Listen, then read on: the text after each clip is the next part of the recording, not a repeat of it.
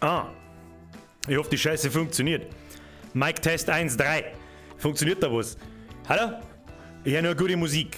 Ich höre die gute Musik, die höre ich. Die höre ich. Hallo? Hallo? Hallo? Aua. Hau mir jetzt schon Bratzen noch. Oh, der erste auf Twitch schreibt schon. Ich seh's sogar. Dere. Fuck, ich höre mich selber. Fuck, Bondel Hans, vergeht's gut. Fuck, ich muss meinen eigenen Stream noch ausmachen, aber sonst höre ich mich einfach selber. Es tut mir leid, Kinder. Es tut mir leid, Kinder, da müssen wir uns noch 4 Sekunden gedulden. Moment. Ich bin noch dabei. Ihr habt Zeit. Haben wir's. Du, da haben wir's. Bin ich eben schon da auch? So, jetzt warte mal. Warte mal. Leute, jetzt chillt's einmal. Das kann nicht schon wieder so weitergehen wie am Montag. Hoppala, hat's mir Kuppel rausgedroschen. Ich hab mir wegen einem Ingwertee eingondelt, damit mir nicht schlecht wird. Jetzt bin ich mir nicht sicher, ob er vom Ingwertee schlecht... Was ist denn? Herr Zwanger! Österreicher, wer denn auch sonst? Hey, ich hab mich so gut vorbereitet, ich sehe jede Einzelne und ich kann sogar einen Chat lesen auf einem Handkling. Da haben jede Menge Updates gekommen, seitdem wir das letzte Mal VR gespielt haben. Leute chillen. Bondelhans, merci wieder in die 666, stolzer Löwe, merci wieder in Zwickel, Herr Zwanger, grüß nach Österreich. Jones, servus, Spendendurchfall, ja genau, du sagst es. Du sagst es. So, jetzt müssen wir mal das Display da anders hier richten, damit ich da mal in die Kamera reinschaue. So, der geschulte Zuschauer... Blick, der erkennt natürlich, dass das da keine Mickey Maus Ohrwaschel sind, sondern eine Kochmütze. Aber da geht halt in der Mitte quasi ein Tanga durch. Und jetzt schaut halt einfach aus wie ein Arschbacken von deiner Alten. Hilft dir damit sowieso nicht. Pommes Nudelkuh, welcome to the squad, Brudi. Ich bin mir nicht sicher, hört ihr Donation Sounds? Ich hab keine Ahnung, Alter. Schaut eher aus wie ein BH.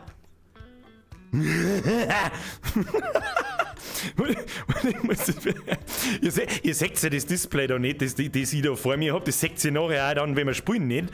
Aber das ist eine coole Neuerung. Das heißt, ich kann jetzt endlich während dem VR-Spielen meine Desktops anschauen. Ah, Ewald vom Spreewald, merci für den Zwickel, heute wird einbrutzelt. Ja, da bin ich mir noch nicht so sicher. Ich habe ungefähr genau 3 Minuten Spielzeit, ich habe genau einmal kurz in die Einstellungen eingelurrt. Und da ist mir dann aufgefallen so, hey, das Ding hat eine Teleportfunktion, da wissen wir gleich, was wir nach der Sommerpause für einen Blödschiss spielen. So, jetzt vielleicht einmal lauter Popo-Männer. Meininger, merci für den Zwickel. Kochstream, ich dachte, Birgen war am Montag da. Birgen, make me a sandwich. Leute, dankeschön. Alles Popo-Männer. Bussi aufs Nussi. Erst einmal. Habe. Ich bin's, der Birger. Wir spielen mein Kochstudio. Ja? Aber mit VR-Brille. Ich meine, also wenn nur am das nicht auffällt, dass das halt das mit VR daherkommt, dann weiß ich es ja auch nicht. Armin, merci für den Zwickel. Ich grüße meine Tabakpflanze. Die lebt echt immer noch. Darf ich dann rauchen, darf ich deine Tabakpflanzen rauchen, wenn es fertig ist? Das wird super. So, sechst du, da, Spreng ist am Start. Oha, der Profi-Deckenhagel. Sechst du das? Profi-Deckenhagel. Sogar, der ist sogar elastisch. Wo ist das KB? Da ist KB. Sprengi, gut erkannt. Ah, es ist hochpräfessionell. Hanse, was tust du? Hört jetzt bitte auf mit den 20er. Diese totale Eskalation am Montag, das kann ich nicht verantworten. Hansel, der Birger, deine Montage da hinten top. Grüße aus Niederösterreich. Was für eine Montage? Das da. Das sind diese 2 Hagel, die ihr da in irgendeinem Video mal gesehen habt, ich glaube in meinem Fragevideo, da wo irgendwelche Leute behauptet haben, da hängt meine Liebesschaukel drauf. Ja, das auch. Aber das dünne Schnirl da, das der Backbürgerin nicht. Oh, ich bin dann raus. Tschüss dann. So, wie schauen wir aus? Hansel, vergeht's gut. Tu your hart, Brudi. Uralter Sack, merci für den 5er. Der aus Plattling, der aus Landau. Und der Hackelflash, merci für den Euro. Schaut eher aus, als hättest du eine Windel am Schädel. Windel, BH, ganz furchtbar weiße Arschbacken. Das kann sich ja jeder aussuchen, wie das will. Alter, bist du erst 2034? Das soll ja Kochmütze sein. Ich hab mir echt Mühe gegeben, Alter. Und dann ist einfach das aus, da gehen wir schon aus wie Mickey Maus Öhrchen. Cuteness Overload, Kinder. Cuteness Overload. So, was haben wir da sonst noch? Wer besoffen ist, geht Hamburger. Wer besoffener geht nicht heim, wer besoffener fangen das. Oh! Aus Anstorf, ist auch nicht so weit. Das ist also der Zukunftsbürger. Also, hallo aus der Zukunft. Ich bin der sagenumwobene Zukunftsbürger, der sich um den ganzen Scheiß kümmert. Der Tupingo 8, kommst du aus London an der Isar? Auch jetzt sagt, da ist jemand ganz frisch. Jawohl, komm ich wohl. Ist das aus der Isar? Nein, mein Ingwerwasser ist aus der Isar, Alter. Jetzt pass auf. Also, mal kurz erklärt, sehr viele Menschen leiden beim VR-Gameplay an Motion Sickness. Das kannst du ungefähr so vergleichen wie mit Reisekrankheit. Übrigens, nebenbei kannst du mal darauf aufpassen, ob der Ton passt. Ihr müsst jetzt eine ganz leichte Musik im Hintergrund hören und nie einigermaßen schmatzen. Wir benutzen heute das Mikrofon vom Headset, also vom VR-Headset. Und ich bin mir aber nicht so ganz sicher, ob das sich so super toll hört, aber es hilft halt einfach dann nicht. Was soll ich machen, Alter? Was soll ich machen? Motion Sickness ist gleich Lesen beim Autofahren. Richtig, Reisekrankheit. Stell dir vor, du liest was beim Autofahren und du bist so kotzschlecht, dass du meinst, du musst sterben. Was? Und ist tra laut. Ton passt nicht. Ist tra laut. Herbert, lern du erst einmal zum Schreiben, dann schmerzen wir weiter. Steffen, merci für dein Drilling. Bussi aufs Nussi, tu your hard, Brudi. Da fragt er nach dem Ton und liest nicht. Mr. Mesh, wo? Übersteuerst ein bisschen. Da müssen wir ein bisschen runter. Pass auf, ich drehe ein wenig runter. So, das ist mit der VR, ich kann das mit VR sogar steuern, das ist ganz cool. Ich habe da quasi meinen Monitor vor mir, das ist ganz cool gemacht, das ist ja gestochen scharf, da kann man mal nichts sagen. Jetzt habe ich ein bisschen leiser gedreht, um 2 dB. Ist besser? Ist besser? Ich weiß nicht, ist ihm das besser? Ich weiß nicht. Was, bisschen lauter, bisschen besoffen? Ja, so viel habe ich dann auch nicht gedreht. Bisschen machen noch ein bisschen. Pass auf, jetzt haben wir bei minus 5,4. Jetzt haben wir bei minus 6,3. Das muss passen. Der Gärtner, merci für den Fünfer. Bussi aufs Nussi. Schön schaust aus. Das Punkt hinten dran, das habe ich überlesen. Gärtner, so nicht. So nicht. Dann kommst du im VR-Chat und hau dir einen Muskatnuss. So. Noch ein bisschen leiser. Du, das ist ihm besser. Ist ihm das besser? TKI-App. Welche Brille hast du da? Das ist ein Valve Index. Was ist mit Recipes, Mr. Headphone-User? Das stimmt, Dexter, du hast auch wieder recht. Aber auf Dauer kann sich das keiner antun, wenn ich da umeinander hampelt wie ein Vollidiot und alle 4 Sekunden muss dein Headset da, oder weil es dein Schelz reißt. Keine Ahnung. Was aber, da ist schon wieder jemand. Uzi, endlich wieder VR. Heute passen die Erbsen wenigstens zum Thema. Was für Erbsen? Birger 0, Wand 1. Hey. Noch habe ich mich nicht angehauen. Das ist Dekaden her, wo das passiert ist. Ruhe.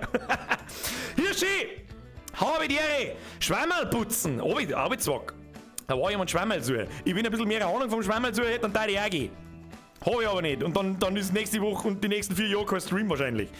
Und Birger schauen, besser geht's nicht. Hier steht, doch geht. Schwammerl von der Alten putzen lassen und Birger schauen. Es ist einfach noch mehr wert. Hilft nicht. Armin, wie viel Birger möchte man heute kaufen können mit den... Was? Wie viel Birger-Merch man hätte kaufen können mit den Spenden? Herr Armin, da hast du absolut recht. Übrigens, es gibt da hier... Birger-Merch, es gibt noch, glaube ich, es ist noch versandkostenfrei, heid und morgen. Bin mir aber nicht ganz sicher. Heid auf alle Fälle noch, morgen bin ich mir nicht sicher, da müsst ihr nachschauen, ich weiß nicht. Jetzt mit der Spenderei auf der Armin hat recht, da kaufst du lieber ein T-Shirt, da hast du mehrere davon. Hansel, vor allem du, Fixletten, ich sag's genau. Der Sack, kauft ein Radler. Nein, ja, Radler ist geil, aber nur im Sommer. Hansel, es war noch nicht mehr der Birger, sondern es wurde Lardmütze. Wenn du musst schreiben, Lardmütze. Hansel, merci dir. Jones, merci für den Euro. Möchtest du mir einen Wurstsalat machen? Hey, können wir machen, das werden wir rausfinden. Opa, merci. Leider jetzt chillt's. Spätestens 8 Uhr, wir fangen jetzt dann an, wir müssen mal kochen. Hallo. Die große Birgers Kochstudio steht immer unter Zeitdruck. Opa, rennen in 2034 alle mit so einer Haum um. Ich glaube schon. Also ich glaube ja. Ich bin ja immer noch großer Verfechter von, wie soll ich sagen, von Zurück in die Zukunft. Da haben sie alle sehr futuristisch ausgeschaut. Und ich glaube, genau so wird's laufen. Sting, der Birger, Grüße aus Freyung. Grüß aus Landau, zurück, Bussi aufs Nussi. Merci für den 5 Euro. Leider, jetzt chillt's mich. Borndl Hans, jetzt hat er meinen Donation-Text nicht gelesen. Seid Berndl, wo? Das ist ein bisschen schwierig, so einen kleinen Miniscroll-Balken mit dem Teil da treffen. Weil, hallo, ich bin alt, fett und langsam. Ich ziehe da, als hätte ich 4 Wochen einen Heroinentzug. Da muss ich jetzt alles scrollen, das muss ich schauen, ob ich es hinkriege. Pass auf, wo ist der Borndl Hans? Ich hab die übersehen, es tut mir leid, ich versuche zum Scrollen. Oh, jetzt habe ich irgendjemanden geretriggert, glaube ich. Egal. Wo ist der Borndl Hans? Ich sehe den Borndl Hans nicht. Ich seh ihn aber heute nicht. Borndl Hans, doch, da ist er. Der aus Bürgerlein, alles für die City. Weiß ich nicht. Schön, dass du wieder da bist und dass die Sommerpause Montag war der Wahnsinn. Das freut mich sehr. Schönen Gruß von der Birgerin, sie kommt nächsten Montag wieder. Ha! Die Birgerin ist ein Naturtalent. Ich hab so viel gelacht wie schon lange nicht mehr gern öfter. Borndl Hans, wie gerade gesagt, das ist am nächsten Montag auf alle Fälle dein 2. Tag. Hydra Raider! Chillen, Leute, ich komm nicht mehr mit, ich muss da über, das ist nicht so einfach da, ich zieh da als zwei, weiß ich auch nicht. Hydra Rider, ich hab mir mal in VR einen Finger gebrochen, weil Wind und so. Wem erzählst du das? Ich hab mir zwar einen Finger nicht gebrochen, aber vielleicht hat nicht gefällt. Merci für deinen Zwickel. PS5-Controller schon bestellt. Ich bin nur an der Überzeugungsarbeit, dass wir für 2 Streams keinen 100 € PlayStation-Controller nicht kaufen müssen. Und sie glaube ich, willigt ein, dass sie sich nur mit dem Xbox-Controller oben tut. Aber wenn's dann wieder schimpft, dann kriegt sie einen. Ja? Aber sie hat auf alle Fälle eine Uniform gekriegt. Die ist zwar noch nicht da, aber sie kriegt eine. Herr Kulzer, Grüße an den Kulzer-Clan. Hat Birgerin schon einen Controller? Ich habe quasi gerade deine Frage beantwortet, ohne dass die Frage überhaupt da war. So, du weißt schon, dass man das in VR nicht essen kann, auch wenn es gut ausschaut. Heizungszwerg Bavaria, Heisenzwerg Bavaria, Entschuldigung, Namen verlesen. Das werden wir herausfinden. Seitching, merci für den Euro. Beim Zwiebelschneiden unbedingt Zwiebelringe in die Brille gegeben. Zack, 5D. Ja, ob da 5D noch gelangt, weiß ich nicht. Der Nubius Wave, jetzt seid Leute chillen. Chillen. Wir machen jetzt die Donation Sounds aus und fangen wir an zum Kochen. Wir müssen erstmal durchs Tutorial kommen, weil ich mich keinen Stecker nicht auskenne. Christi Birger, bin mal gespannt, wie du die anstellst. Der Koch schaut dir zu, also trennst nicht alles voll und verbrennt dich nicht. Und lass es Storzeug ganz. Was für Storzeug, Alter? Mr. Wave, vergesst für deinen Fünfer und ich bin mir deiner kontrollierenden Blicke bewusst. Mike, merci für den Fünfer, habe tut Birger, schöne Grüße an die und Birgerin, Hashtag geile Mieze. Mike, merci. Leute, jetzt Chillzeit, fangen wir heute an, jetzt bitte schön. Fox, ja, du hörst das recht auf. Fix Letten. Grüße an die Frau. Der kostet immer noch nur 65 und keine 100 €. Halt doch dein Maul! Das wissen doch die nicht. Glaubst du, dass doch für die nicht irgendjemand nachschaut? So, ihr Zeit. Ruhe, ich mach jetzt Donation Sounds aus, wenn sie überhaupt jemals O waren. Ich weiß es nicht, ist mir scheißegal. So, hört ihr diesen zauberhaften Sound im Hintergrund. Und jetzt halt doch dein Fotzen dann! Wenn Moderatoren spenden, weißt du, dann hast du das Streamen letztendlich komplett durchgespielt. Wenn du beim Schnitzelclub von den mindestens 2 Finger brichst, bin ich enttäuscht. Ich komme nicht schon wieder. Da, ich hab mir die halbe Bratzen auseinandergeschnien im Urlaub. Da kann ich mir nicht jetzt die Finger brechen. Leute, was ist mit euch? Uzi, ich lese jetzt nicht mehr, oder? Was ist los? Uzi, merci dir Mojo und Frau geben mit einer humanen Donation. Finde ich gut. Habe die Ehre. Kalle Schwänzen, merci für dein Drilling. Deichsen, hinter geht's wieder weiter. Buongiorno, Chef. Aqua Minerale und Spaghetti Yugiolo. Heute wird so viel Babene.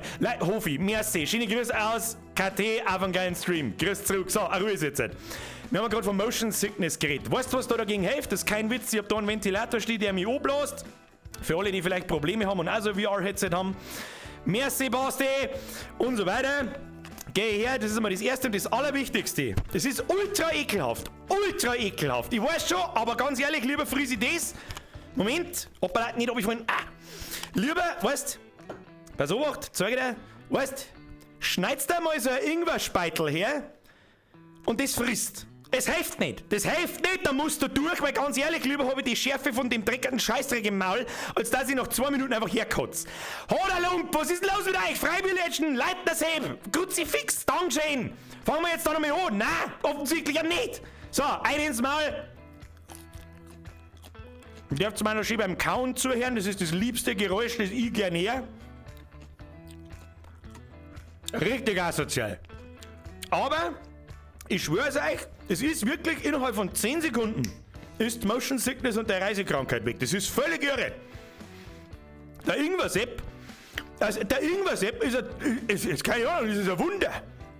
Das ist ein Weltwunder, der Ingwer-Sepp. Das ist eine abgefuckte Wurzel. Ich weiß nicht, wer der erste Mensch war, der sich denkt hat, wow, schau dir die abgefuckte Wurzel an, die ist voll behindert. Ja, schau, probieren wir es mal, fressen wir es einmal. Wow, das ist voll schlaff, kommt kein Mensch, der voll Teufel, stirbt gleich, weil lauter Schärfe in der Fotzen. Ja, aber sie macht gesund, bei allen möglichen Sachen. Das kann nur ein Chines gewesen sein, hilft nicht. So, zusätzlich habe ich meinen leckeren Tee gebraut. Mit Ingwer-Speitel-Sachen, da sieht man das vielleicht, ich weiß nicht. Ultra ekelhaft, Alter, kreislicher geht nicht. Mehr Ekel ist nicht möglich, ist nicht drin, Alter. Aber es hilft. Es hilft. Ist nur eine Frage der Zeit, bis ich mich abschütze. So! Dann würde ich sagen, fangen wir an, oder? Fangen wir an? Ja? Nein? Doch? Vielleicht? Keine Ahnung.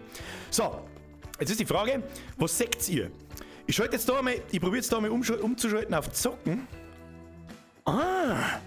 Fancy, es ist einfach stockfinster, ihr seht einen Scheißdreck, oder? Wenn ich da hinschaue, seht ihr das Pult? Ja, ich denke schon. Wenn nicht, dann müsst ihr einfach schreiben. Jetzt pass auf, ich tue mir jetzt dabei einmal nur einen Chat ans Handgelenk daher, das ist absolut geil. So, Das passt ihm gut, das passt ihm recht gut. So, dann kann ich euch nämlich lesen, ohne dass ihr irgendwie verwirrt seid. Und dann passt es. So, bin ich da, bin ich im Bettel. Ich hab keine Ahnung, wird schon passen. Ich hab vorher meinen Ton ein wenig leiser gestellt, nehmen wir mal zurück aus. Jawohl. Oh, nein, neues Spiel. Seht ihr meine Wichsgriffe eigentlich? Ich weiß genau, was ihr von mir haben möchtet. Den da. Oder? Geht das? Warte mal. Das ist die. Two in the pink, one in the stink. Okay, nicht weiter geht's, sondern los geht's. Tu mal das Kabel weg jetzt da. Gutzi Nullfeier. Scheiß Konstruktion haben wir wieder gebaut. So. Also, Obacht geben. Spielmodi, neues Spiel. Sandbox-Modus. Da kann man wahrscheinlich da, was man will. Ich habe keine Ahnung, wie irgendwas funktioniert. Deswegen machen wir erstmal die Kochschule. Was sagst du? Beschreibung. Du musst erst lernen zu gehen, bevor du laufen kannst. Sowohl im echten Leben als auch in diesem Spiel ist Kochen nicht einfach. Daher solltest du zunächst einige Grundlagen wissen. Mach dich mit den Werkzeugen und Geräten vertraut und finde heraus, wie du dich am besten in der Küche zurechtfindest. Selbst ein Spitzenkoch kann immer noch dazulernen. Hallo? Bin Sternekoch, Bitch! Egal, spielen! Schauen wir uns an. Was sagt der Chat? Birger übergeht der Babytröte. Wow, fuck, die habe ich voll vergessen. Bernie, die habe ich voll vergessen! Guter Mann! Falls ich übrigens so dasteht, dann schau ich in den Chat da. Wir wollten doch bloß die Pommesgabel. Das glaube ich euch nicht. Wo haben wir das Stock gefunden? Da hinten ist was, da. Ah, das ist so laut! Also,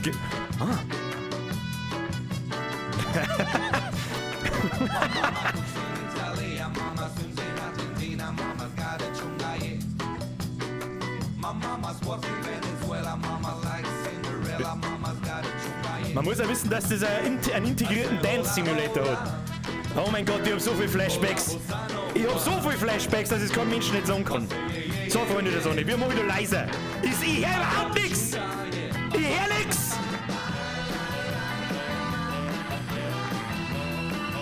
Ich tanze jetzt mal 5 Minuten, das schlägt auch ein paar Minuten dann.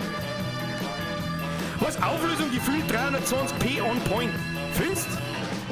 Es ruckelt ein wenig, gell? Wieso ist das so? Wieso tut's denn das? Muss ich mich mal woanders hinsteigen? Warte mal.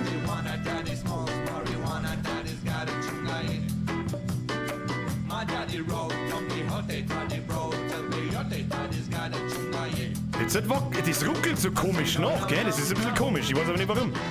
Ich hab keine Ahnung. Dance Simulator.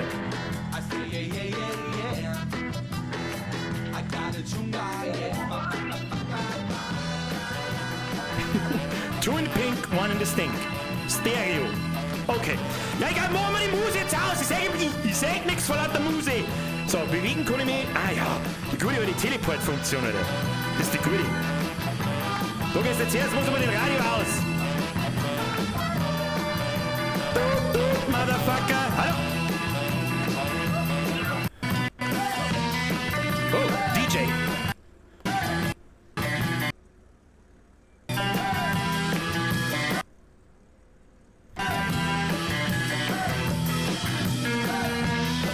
Komm mal noch nicht leiser machen. Warte mal. Ah, danke.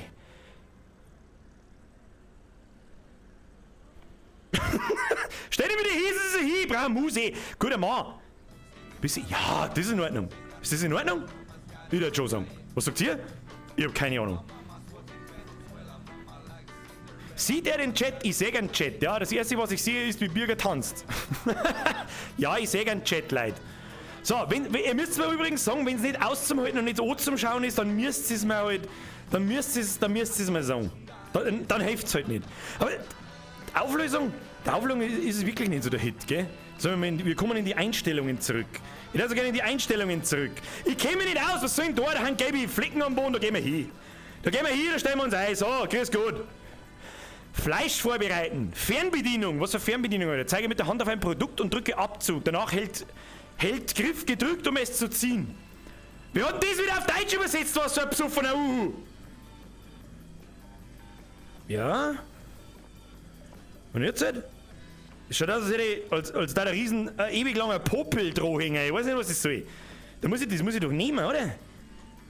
Ah. Warte mal, muss Kabel weg.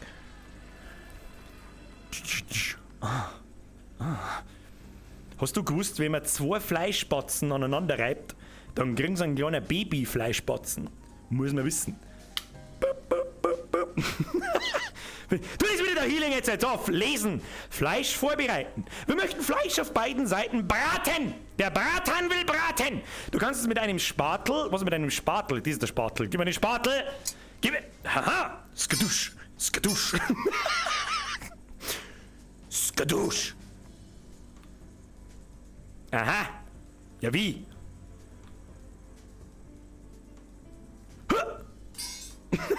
Weiß ich nicht, ist das aus Gusseisen, das Steak, so wie sie so hört? Draußen um jetzt! Na, nicht! 3 Sekunden Regel! Die gute alte 3 Sekunden Regel! Holz! Holz! Halt, nein! Halten! Das ist wieder heiße Draht, oder? Halten! Geht schon noch, das ist doch gut! Du hast auf, so, passt. Okay, funktioniert. Grill einschalten, wie?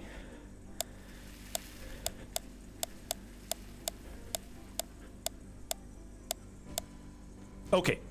Dreh die Steaks mit einer Grillzange oder einem Spatel um. Das habe ich schon probiert, das funktioniert nicht. Da bin ich auch gelungen. Das haut nicht hin. Habe ich schon gesehen. Pass auf. Oh, leck. Pro-Gamer! Sternekoch, Bitch! Was ist da damit? Aber was ist, wenn ich damit Tennis spielen mag? So, schauen wir erstmal, wo die Wand ist. Irgendwo ist die Wand. Keine Ahnung, da ist keine. Das ist gut. So. Aufschlag, Steffi Graf.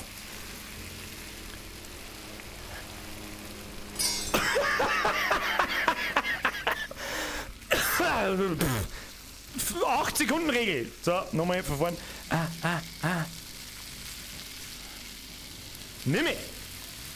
Warte, bis die Steaks fertig sind. Wo sägen die das? Sagt man das irgendwo? Weiß ich nicht, der gekonnte Koch gestochert da einfach so ein bisschen mit dem Spatel rein, dann geht das schon. Wir sagen nicht, wenn ich drauf teile. Steak, 220 Gramm, ist ganz grün, keine Ahnung. Ist es fertig? Ich weiß nicht. Was mit dem? Ja, sehe ich schon. Fertig, schon. Hey, Sternekoch. Ich mag das jetzt so umdrehen. Wieso fällt das auch wieder vorne runter? Das haut nicht hier so. 14 Sekunden Regel. Hör auf! Du hättest das Ding jetzt her.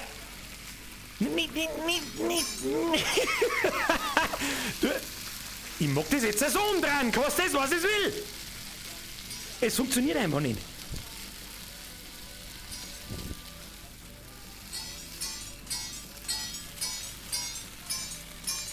Es geht! Nein! Bleib da! Versagt. Du jetzt die Fleischbatzen, scheiße dir auf den Grill auf, ich mach den Grill aus der Folie und geh zur nächsten Station. Haben wir nicht so Gaudi da. Was haben wir da? Spatel zur Seite. So. Ich muss schnaufen wie ein Postros, Alter, als wäre ich 4 Kilometer gelaufen. Das wird halt der anstrengendste Stream seit Jahrzehnten. Und die Aufhänger tue ich mir auch gleich, so wie ich das da gespannt. Egal. Gewürze. Warte mal. Kann man das nicht? Babene. Das geht überhaupt nicht so, wie ich mir das vorstelle. Babene. Egal. Gewürze. Es gibt 3 Arten von Gewürzen. Flüssigkeiten. Seit wann ist eine Flüssigkeit ein Gewürz? Kräuter und getrocknete Gewürze. Probieren wir mal unser Fleisch ein wenig zu würzen. Sagt der Chat eigentlich? Nein, nicht am Bonobi. Birger vs. Steak, Fortsetzung folgt. Birger der Fleischjonglierer. Sauerstoffzelt. Das ist ein guter Punkt. Was haben wir noch? Bild ist zu hoch. Was für Bild ist zu hoch? Was für Bild ist zu hoch? Ich weiß schon, ihr seht einen kleinen Ausschnitt, den ich sehe, seht ihr nicht, gell? Ich weiß das. Bildauflösung geht gar nicht. Ja, aber was? Ich hab nichts umgestellt. Das ist. Wieso ist das bei euch so? Die Bildauflösung muss aber passen. Was soll ich machen, Alter? Was soll ich machen? Eigenschaften. Wenn ihr guckt, keine Ahnung. Machen wir das einmal aus da. Dritter wieder Anti-Cheat-Kompatibilität, Mauszeiger aufnehmen. Machen wir den ganzen Scheiß aus, vielleicht bringt das was, keine Ahnung. Ist besser? Mal ein Bier. Da wird einem schlecht. Ja, man's mir wird nicht schlecht, oder was? Sonst geht's. Was? Solange du im Overlay bist, ist die Auflösung scheiße. Und solange ich da einer bin, ist es jetzt besser. Ich hab keine Ahnung. Ich mein, bei mir ist es auch nicht ganz scharf, sage ich schon auch ganz ehrlich. So ein bisschen, wie nennt man das? Die Kantenglättung funktioniert nicht so, wie man sich das vorstellt. Aber ist ja wurscht. So, ich versuche einfach vielleicht einmal meinen Kopf ein bisschen langsamer zu bewegen, dann der zeigt vielleicht auch einfacher. Hä? Was sagt ihr da dazu? Jetzt ist es besser, perfekt, ja, so ist es besser, ne? Was hast du für ein Sackel am Hirn? Das ist kein Sackel, das ist ein BH. Oder alle Hexen Mickey Maus an. Gerade ist es wieder gut. Jetzt ist gut mit dem Bild. Ja, dann war es irgendeine Hackerl-Einstellung, die ich gestern beim Dinge aufnehmen vergessen habe, wieder auszuschalten. Verzeihung, jetzt geht. Wahrscheinlich haben wir jetzt 400 Zuschauer verloren. Aber egal, hilft das sowieso nicht. Haben wir es ja. So, nochmal. Ich versuche mir jetzt einfach mal meinen Kopf ein bisschen langsamer zu bewegen. Das werde ich wahrscheinlich genau wieder 60 Sekunden schaffen und dann ist es wieder gut. Nimm 5 Gramm Salz, 3 Gramm Thymian und 10 Milliliter geklärte Butter. Was ja immer fucking geklärte Butter ist. Lieber Herr Koch, bitte klär uns auf. Nimm 5 Gramm Pfeffer, 3 Gramm Korianderblätter und 15 Milliliter Sonnenblumenöl, um den Schweinebug zu würzen. Schweinebug.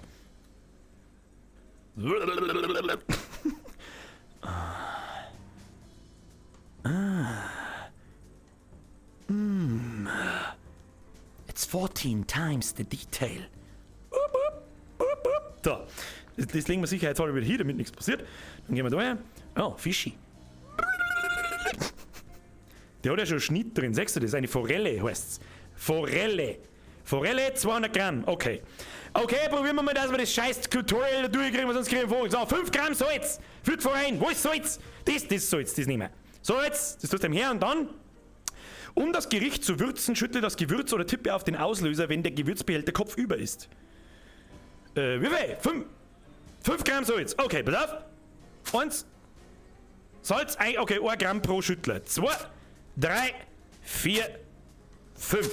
Eigentlich muss man das ja so machen. Ja, geht nicht so gut. So, haben wir schon versalzen. Na, scheiß auf die scheiß Forellen, weg mit dem Schund. Was brauchen wir noch? 3 Gramm Thymian. Was ist der Thymian? Das ist der Thymian. Den gibst du mir mal. 1, 2, 3. Thymian getrocknet, 1 Gramm steht da. Forelle 3 Gramm. Ja, okay. Machen wir so. Passt. Stellen wir auch da her. Dann haben wir auf die Habenseite, damit nichts passiert. Und 10 Milliliter geklärte Butter. Wo ist denn geklärte Butter, Alter? Sonnenblumenöl, Butterschmalz. Schreib dann Butterschmalz zu spacken, Alter. So, ich hab gehört, man muss es, um Öl über das Essen zu gießen, entferne zuerst die Kappe und beuge dann den Behälter über den Gericht. Alter, machst du Öl über den Gericht, Alter? So, Propsel legen wir da her, das passt. So, wie viel? 10 Milliliter, oh mein Gott. Oh, 1 Milliliter war das schon, oder was? Und noch 3, 4, 6, 7, 8, 9, 10! Ja, der Pro-Gamer! Nein!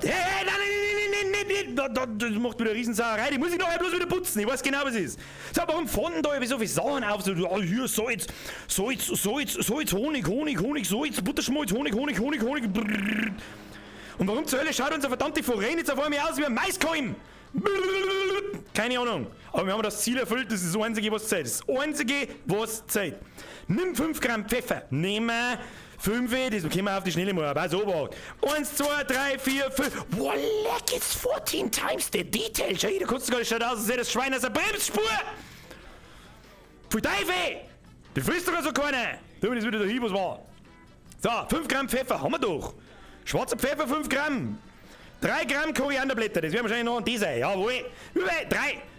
Machen wir genau dazwischen. 1, 2, 3. Kann man nichts sagen, schaut wirklich gut aus. Schaut wirklich herz allerliebst aus. 15 Millimeter.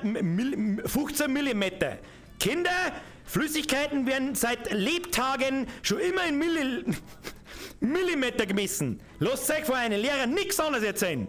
Ich weiß überhaupt nicht, wo ich heid. Ist da hinten überhaupt Kamera? Ich habe keine Ahnung. So, wie viel 15 Milliliter Sonnenblumenöl? Ja, hau aus den Stoff. Ja. Oh.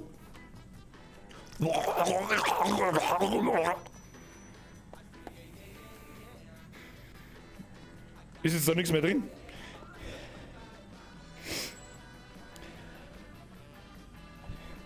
Entschuldigung, mir ist ein Malheur passiert. Malheur? Hose pisiert. Wo krieg ich jetzt ein Öl her? Ich brauche nur Öl. Es ist auch noch Öl. Nein, Honig. Was ist das? Was ist? Olivenöl. Sonnenblumenöl. Ich brauche Sonnenblumenöl. Das gibt's da hinten irgendwo. Ich seh's genau. Holen wir uns einfach ein nice Tages her. Wo? Was ist das? Avocado? Reisessig? Weinessig? Öl brauche ich. Was ist das da? Geschirrstapel und Produktregale. Da haben wir noch nicht. Öl brauche ich. Wo? Öl. Wo? Da. Schaut gut aus. Was ist das? Schon wieder Reiswein. Sesamöl. Erdnussöl. Hoisinsoße. Si, Senor. Hi. Besser gesagt. Weiß ich nicht. Dann tu ich mal den Ketchup auf. Ich weiß nicht. Wo krieg ich jetzt ein Öl her? Chat, wo krieg ich Öl her? Pfeifst da einen in den Schund. Inkontinenz. Amerika, wo Öl? Ich krieg mich nicht mehr ein, schreibt der Simon Dick, das ist recht. Hashtag Hosenunfall. Heusin, was? Heusin ist geil. Kann ich nicht beurteilen. Achtung, Ölspur auf der AB. Was für Ölspur? Das Schweines hat eine Ölspur in der Arschgunkel drin. Wo krieg ich jetzt Öl her? Ich brauche Öl, ich hab's verschüttet, ich wollt's trinken, aber stattdessen einen Boni gesucht. Ich weiß auch nicht, was ich machen soll. Jetzt gehen wir mal da her, schauen wir mal in den Kühlschrank rein. Gibt's da was? Und mir auf. Wow! Alter, da ist fucking Schlaraffenland da drin. Siehst du das? Da liegen die Würst. Alter! Gib mir die Würst. Würst, oh, da ist eine Mulikuh. Ich muss meinen Kopf langsamer bewegen, ich hab schon wieder Drohding. Entschuldigung. So, was haben wir jetzt da? Ich sag dann da gibt's sogar Shrimps, Alter. Shrimps sind geil. Das ist Gorgonzola, das sag ich von da. Das weiß ich nicht, das ist Cheddar Käse. Burger Patties, wir sollten wieder mal einen Burger machen, den absoluten Todesburger, Alter. Jakobsmuschel, braucht kein Mensch. Hähnchenschenkel, Entenbrust, was es gibt, Alter, da kannst du völlig ausflippen, was ist das? Hühnerbouillon. Babene Bouillon. Si. Saure Sahne, Kokosmilch. Ich brauche Öl! Mach den Scheiß wieder zu jetzt da. Mach zu! Weg! Und du auch, komm! Was? Krieche und gehe auf Zehenspitzen, drücke A einmal zu kriechen oder doppelt, um auf Zehenspitzen zu gehen. Was? Was hab ich denn jetzt da? Ah! Ich hab mit Speisekammer teleportiert. Wie kommen wir da wieder raus? Also das sind Einstellungen. Jetzt muss ich mir etwas sagen, was wir da mal schnell anschauen können. Video. Ultra, kundenspezifisch. VR. Haupthand. Rotation. Leg mir da am Arsch, für den Scheiß sogar Zeit. Muss kochen, muss ich mal aufkochen, verstehst? Haben wir schon wieder da. So, wo krieg ich jetzt ein Öl her? Ich will Öl. Blatt. Ist in dem Fassel vielleicht ein Öl drin? Fast dunkel. Was war das? Fast dunkles Bier. Und das?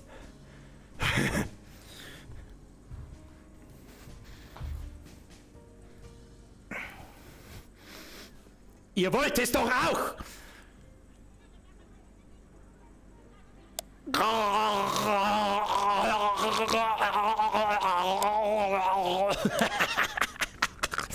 What the fuck am I doing with my life? So, wo müssen wir hin? Ich brauche Öl. Sagst du mir mal, wo ein Öl ist. Ich kriege einfach. Was ganz links oben? Das da. Das ist ein Wasser, du Zeiten. Wasser und Rotwein. Weißwein. Das ist alles ist gar nicht. Ich weiß es auch nicht. Links, da oben auf dem Regal. Ist da hinten vielleicht irgendwo. Vielleicht steht noch irgendwo eins in der Küche umeinander. Ich weiß es auch nicht. Wo bin ich überhaupt? Weiß ich nicht. Ihr habt's da. Da hat's. Ich sehe euch ganz genau. Da ist nirgendwo weißer Essig, Zitronensaft, Avocadoöl, Reisessig. Haben wir gefickt, Alter. Schaffen wir nicht einmal das Tutorial. Bloß weil ich wieder vor der, weiß ich nicht, den Tosen suchen muss. Öl. Steht da noch irgendwo Öl umeinander? Sagt irgendjemand Öl? Ich seh keins. Ich sehe keins. Fertig. Tutorial ist beendet. Das glaube ich irgendwie nicht. Kann man das nicht nochmal, warte mal. Kann man nicht tun mit das, wo ist das scheiß Kabel, das Kabel jetzt weg da. Kann man doch nicht einmal hergehen und so, dass ich wieder zusammen. Haut auch nicht hin. Haut auch nicht hin.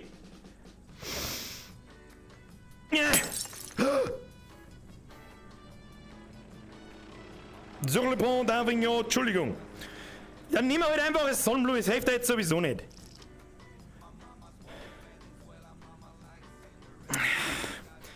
Müssen wir zurücksetzen. Dann ist wieder alles wie vorher. So, wie war das? Müssen wir auf die Schnelle machen. Auf die Schnelle! 5 Gramm Salz! So, drauf! 3 Gramm Thymian! Thymian nimmst du für unsere Lieblingsforelle. 1, 2, 3. Nice.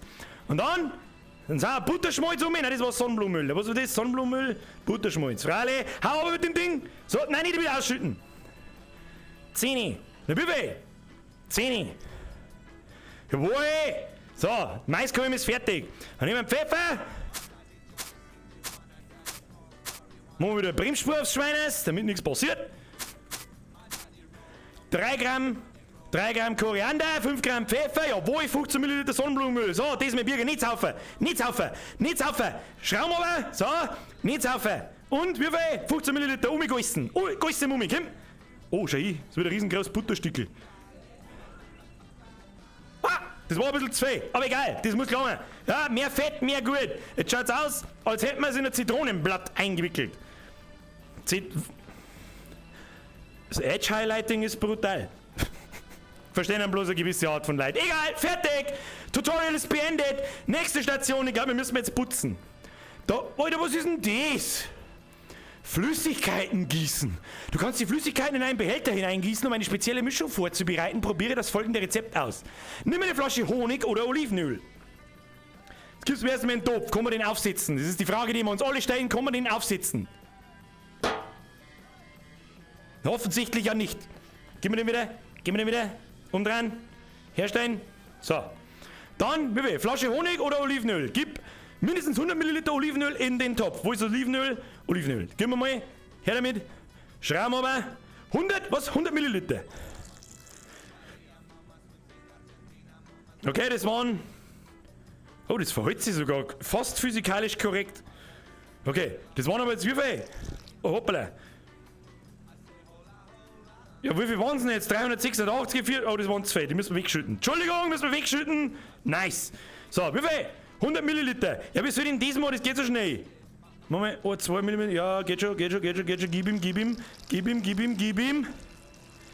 Bisschen geht noch. Ja. Okay, passt. Easy peasy, lemon squeezy. 300 Milliliter Honig in den Topf.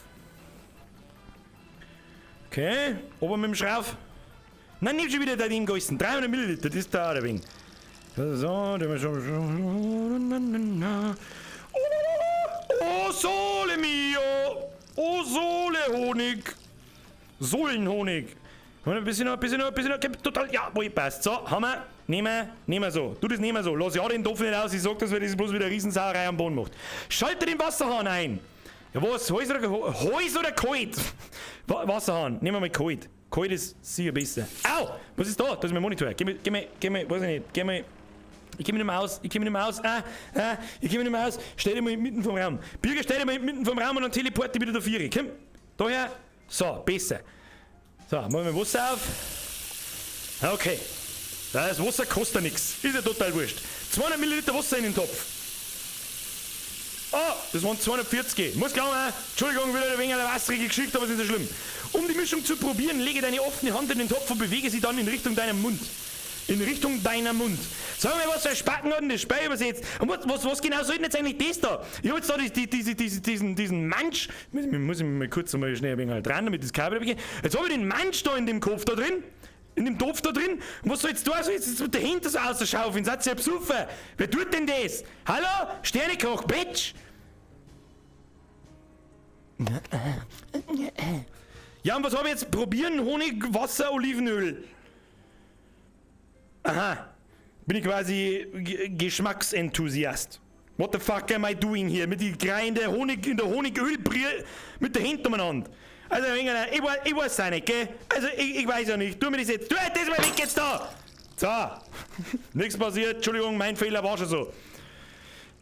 Was ist mit dem KB? KB, geh weg. So. Reparier, also sagt mir Chat eigentlich so. Easy peasy, Olivenöl Gysi. Nicht genau. Ich frage mich gerade, was für ein Gericht das werden soll, wenn es fertig ist. Ein Met geht anders. Entschuldigung. Bist halt bloß halbe Schütten gewohnt. Nimm einen Schäpfleffe. Haben wir einen Schäpfleffe. Tatsächlich, da war auch nicht gewinnt. Das probieren wir jetzt noch schnell aus. Du den Schäpfleffe. Ich stehe schon wieder so gefährlich im Eck. Ich habe es genau gesehen. Ich stehe schon wieder so gefährlich im Eck da, muss ich woanders hin. Gibst du mal so einen Schäpfleffe. So, Brudi. Nimmst du den roten. Den meine ich. Hey. Boom! Skadoodle, mein Nudel! So, und zerstören war einfach schon immer am lustigsten. So, was kann ich jetzt? Warte mal, jetzt das mit denen hier. Kann ich, ja, Entschuldigung, die Letten war da schon. Die war da schon. Schaut aus wie Golfschläger. Adios. Tiger Woods in the house, bitch. Nein, ist nicht gegangen. Ist wieder nicht gegangen. Tu mir. Muss gehen. Kann ich nicht glauben. Kann ich nicht glauben. Tu ihn daher. So, Achtung. Na. Okay. Das war nicht, was wir ausprobieren, das wollten wir probieren. Oh.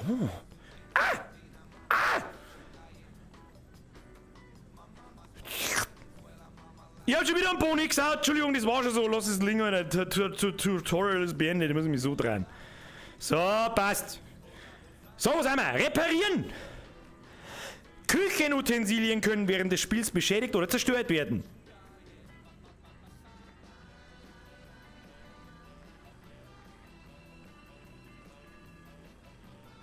Okay. Das kannst du mit einem Telefon reparieren.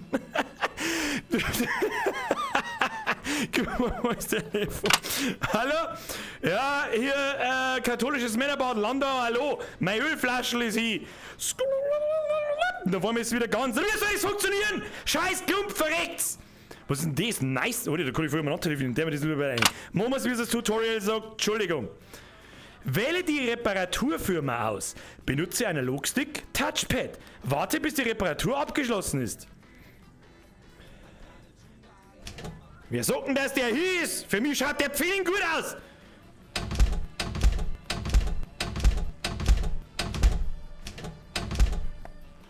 Oh. Sag mal, ich kann einen Beat machen. Kann ich nicht. Wieso stromt's mir da eigentlich nicht aus dem Leben? Das fragen ich.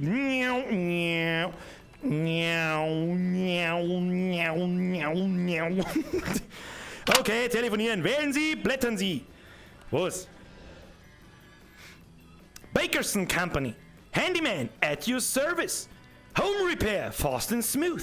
Fast service. Repair, nice core, pricey. Bakersn. Nimm mal Baker & Son. Was tut der jetzt? Hallo? Hallo? Hallo, Birger am Apparillo. Hallo, Birger am Apparillo, mein Ofen ist im Eimer. Kann da mal irgendein Bäcker oder irgendein Bub von dir kommen und den wieder herrichten oder mir einfach einen neuen bringen, weil so wurscht haben wir's ja. Hallo? Da muss ich jetzt da einfach warten, bis das da... Ich verstehe die Frage nicht, aber wahrscheinlich ja. Aha. Wie hat er das jetzt gemacht? Durchs allseits bekannte Teleport-Telefon. Ja, wer weiß das schon. Da ist wieder der was war. Fertig. Tutorial abgeschlossen. Ich würde sagen, wenn es nach mir geht, Pro-Gamer. So, wo geht's weiter? Da haben wir noch was. Das ist alles grün. Da gehen wir her. Oh, aufs Schneien freue ich mich. Oh, yes. Oh, yes. Was sagt denn eigentlich der Chat? Keine Ahnung. Kein eigener Birgers Hausgeräteserver. Ja, ich verstehe die Frage auch nicht. Der schaut noch Pfennig gut aus. Schau, der ist Nagel, nein. Er hat übers Internet die neue Firmware auf den Ofen geflasht. Spreng du Blödmann. Oh, jetzt habe ich schon gemeint, haben wir schon wieder so weit. Das, wenn du mal eine halbe Stunde lang tust, hey, da kriegst du schon, wenn du dann hergehst und gehst dann mit dem Kopf so an die Tischkanten, dann meinst du wirklich, da ist eine Tischkanten. Da ist kein Tischkanten, Birger, du besoffener Uhu. Da ist ein Schneidebrett und da ist ein Zitron und eine Tomaten und was haben wir da noch? Was ist das da? Eine Zwiebel und was haben wir da? Ein Teller, ein Messer. Jawohl, Alter, jetzt gibt's hier Messer benutzen. Die meisten Produkte können in kleinere Stücke geschnitten werden.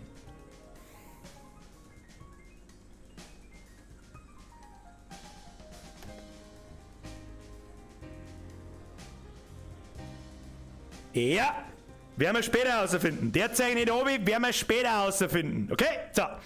Messer greifen, krieg ich. Skadusch. Zitrone in 4 gleiche Stücke schneiden und auf einen Teller legen. Oh, gibst du jetzt einmal die Zitrone? Ich glaube, das ist das Rote da. Muss ich das halten währenddessen, oder? This is not how it works. Und dann? So, leck, schau, so es gibt. Da bin ich jetzt mal wieder fasziniert, das geht so gut. Es geht so gut. Mal. Schau dir so, es geht. Schau dir so. Skadusch. Skadusch. Skadusch. So. Adios. Na, das funktioniert nicht. Müssen wir das andere Messer nehmen? Was passiert?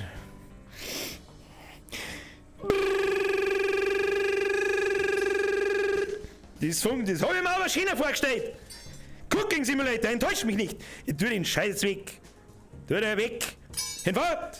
Brauchen wir nicht. Das ist keine Zitrone. Bist du ein Farbenblind oder was? Du bist ein Blinder, du Ahnungsloser. So. Tun wir das wieder rein. Nice. Zitronen. 4 gleich große Stücke. Okay, kriegen wir hin. 1. Das hat mal nicht funktioniert. 1. 2. Scheiße. Ja, das muss klappen. Tut mir leid, das muss klappen. Auf den Teller. Gib mir mal den Teller. Nimm mir mal den Teller. Wieso kannst du den Teller nicht nehmen? Bist du behindert? Ist der da betoniert oder was?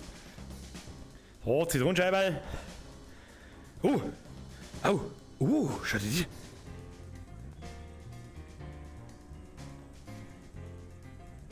Pro-Game, Alter. Alter. Warte mal.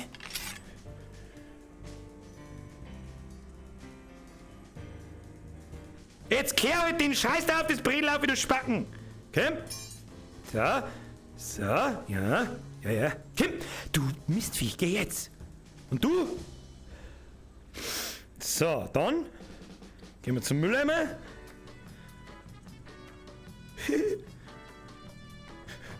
Jetzt hat es einfach zerrissen. Wo haben die jetzt alle hin? Liegen die da drin? Er liegt überhaupt nicht drin, die liegen da am Boden. Fix lecken.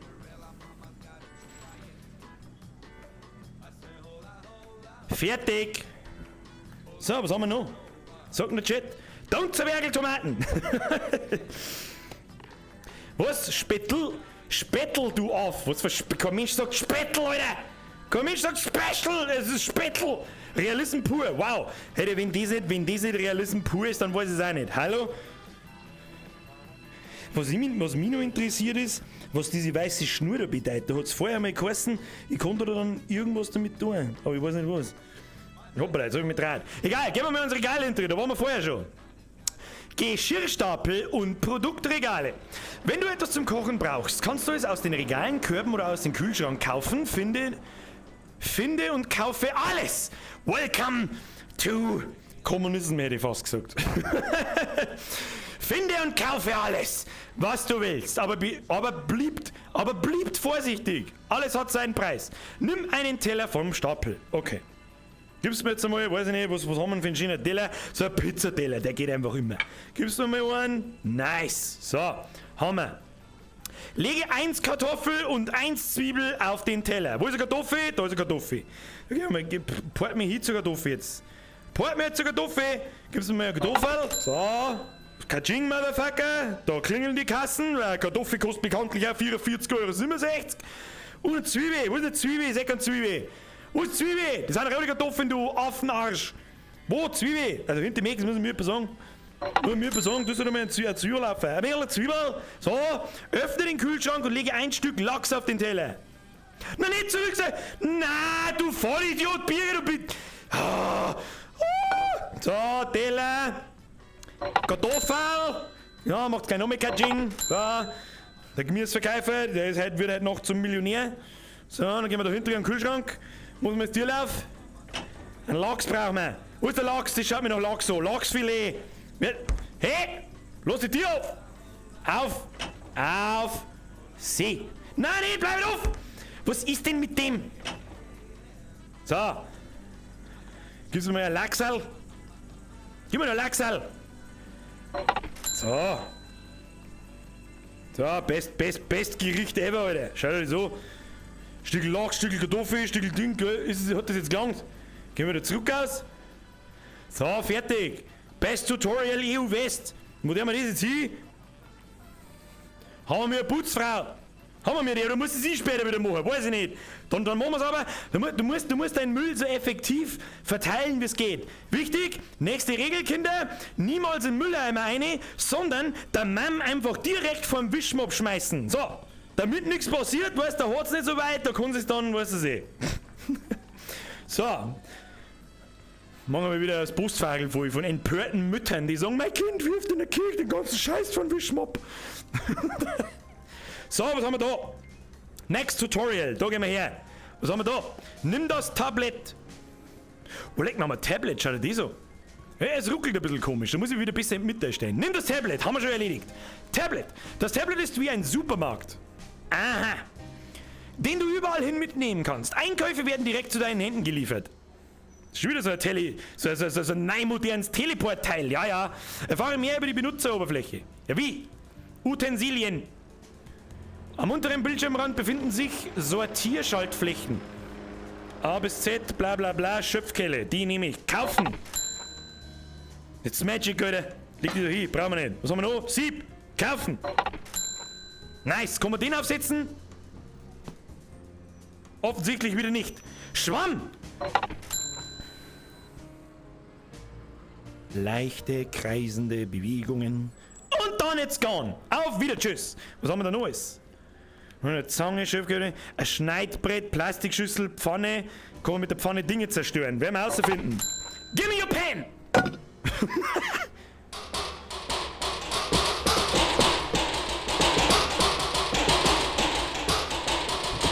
Weißt, mein Hirn um 3 in der Früh.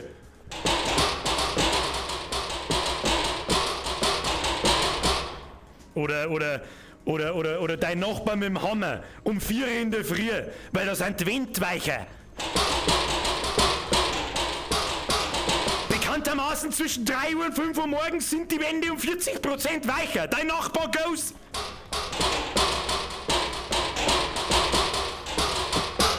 Nailed it, bitch. So. Ja, was muss ich nochmal kaufen für einen kleinen Topf? Den brauchen wir eigentlich. Wo ist ein kleiner Topf? Da ist ein kleiner Topf. Hier kaufen. Jawohl. Nein, pst, Birger, aus. So. Wo sind wir? Tablet braucht auch keiner. Weg mit dem Schund. Tutorial ist beendet. Jawohl. So. In VR. Das ist, glaube ich, die letzte Station, oder? Sonst haben wir alle. Haben wir alle? Was sagt der Chat eigentlich?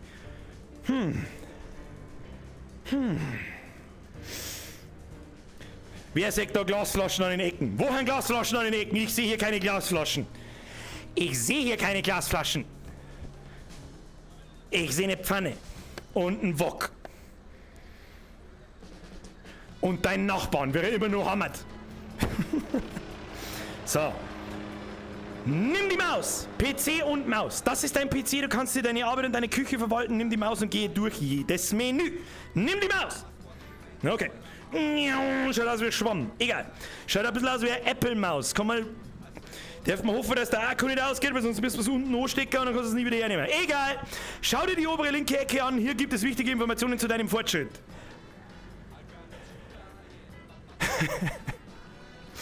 Jetzt, wenn ich einen Mr. Bean sage, wo er so schaut, reicht es mir einfach selber. Hilft nicht. So, nächstes. Was haben wir da? Ja, das ist ja das ganze Rezeptmanager und so. Das gibt's in einer normalen Version auch. Das ist die Navigationsleiste. Du kannst Registerkarten öffnen, wenn du darauf klickst. Die Registerkarten können je nach dem Spielmodus unterschiedlich sein. Nächstes, ich bin Pro-Gamer, die Scheiße brauche ich nicht. Fertig, jawohl, der Kochschule erledigt. Gute Arbeit. Jetzt sind alle Spielmodi aktiv und können im Hauptmenü gespielt werden. Wenn Sie Ihre Kochkünste weiter verbessern wollen, drücken Sie weiter. Ich sage aber doch kein Weiter. Ich sehe hier kein Weiter. Liegt vielleicht daran, dass ich meine Kochkünste nicht mehr verbessern muss. Bitch. Fertig. Sagt der Chat eigentlich. Oder heftiges Setup als in Real Life. Was? Das ist ein heftiges Setup als in Real Life. So, aber musst Hintergrund. Was? Also Handsimulator. Ah, lieber nicht. Tutorial Kücheozenten. Das haben wir vergessen, aber das kommt vielleicht noch. Hey, hau mir mit der Pfanne auf die Springelteile da. Was für Springel? Was für Springel, Alter? Was ist Springel für ein Wort? Keine Ahnung. Fortsetzen.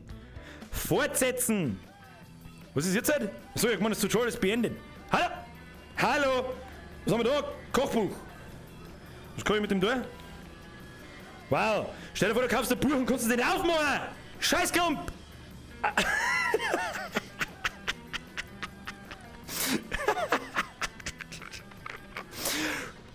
Kobe. So. Ja, was haben wir jetzt? Spielmodi sind alle aktiv, da müssen wir raus. Da müssen wir raus. Boah, leck, was ist jetzt passiert?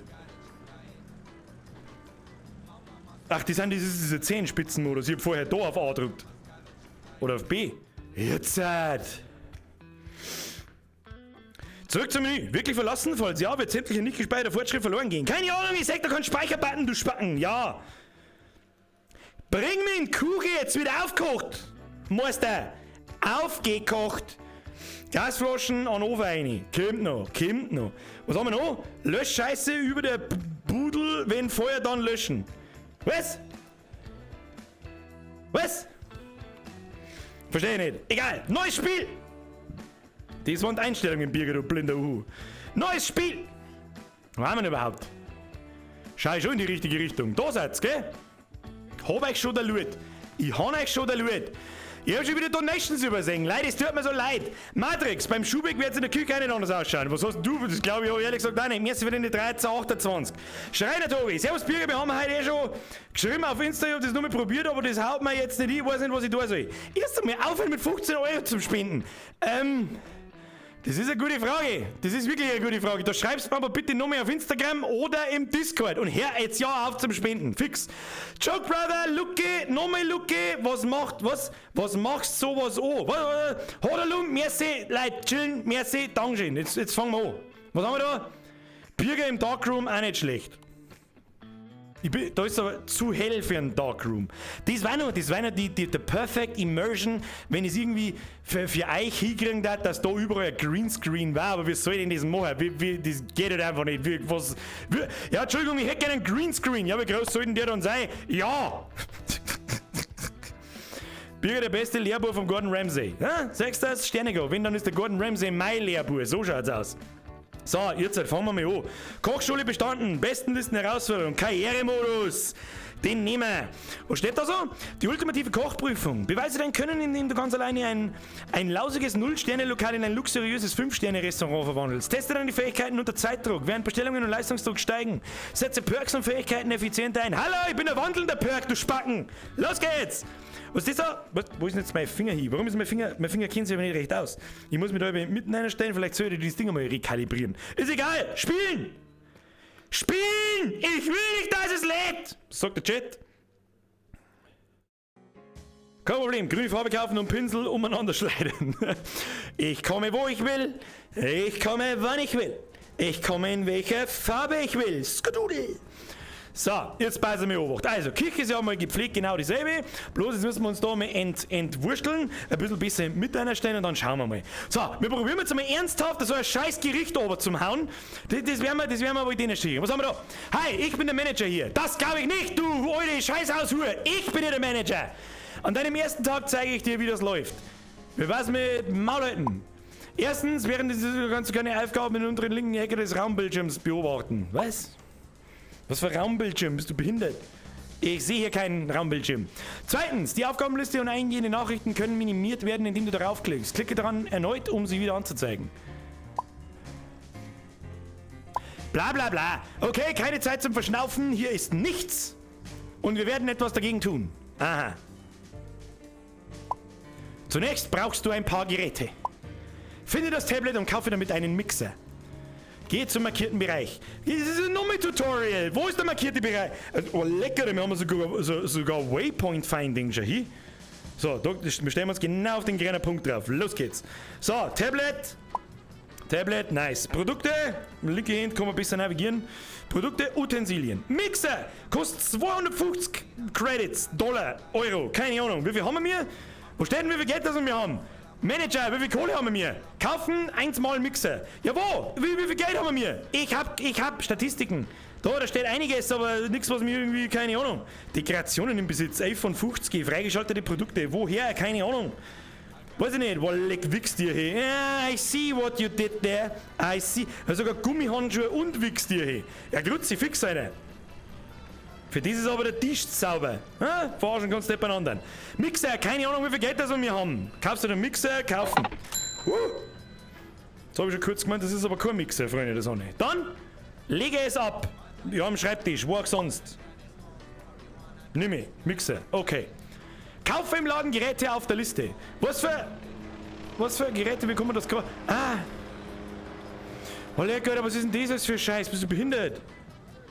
Das muss ja hier irgendwo in Kicher stellen. Das kann ich doch nicht am Schreibtisch herstellen. Oh. Das kann ich doch nicht am Schreibtisch herlegen. Wer lässt denn außer dein Alte das drum da? Ja, weiß das schon. So. Gehen wir mit da her, Mixer, wo kann man einen Mixer brauchen? Was nehmen als unser Kochbereich? Das da, wo wir einen Monitor vor uns haben? Ja, das ist gut. Das ist gut, da gehen wir her. So, da haben wir einen Monitor, da können wir sauber ablesen, dann haben wir alle Utensilien da, kann man den aufhängen. Au, was ist da? Was ist da? Au, ich hab mich angehört, was ist da? Was ist da? Geh mal einen Schritt zurück, Birger. Geh mal einen Schritt zurück, Birger, beam die Nummer 4, passt. Kann man das da ohne hängen? Nein, nicht umgefallen, du warst sauteuer, du kostet 250 Euro, bist du behindert, Alter. Da fahr ich 2 Wochen in den Urlaub mit dir. So, was haben wir jetzt da? Kaufe Kochgeräte. Backblech, wo ist Backblech? Backblech. Okay, kaufen. Backblech, massives Backblech, legen wir da her, nehmen. Gebongt, 2 großer Topf.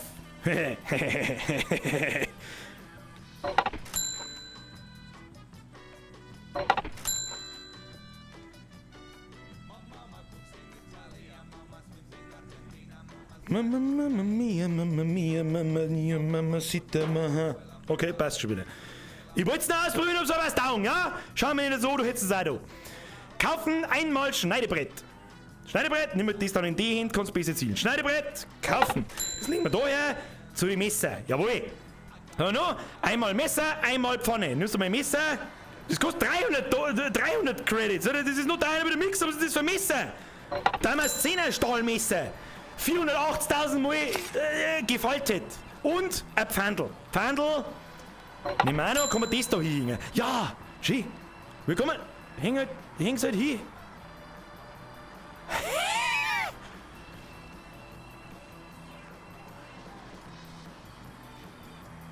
Dong. Dong. Das ist das Schönste am VR-Spiel, weil du nur Scheiße machen kannst. Kaufen und einen Spatel. Spatel. Ich nenne es ein bisschen Spatel. For the Emperor. So, häng das Ding da ohne. Wie haben das jetzt gemacht? Einfach.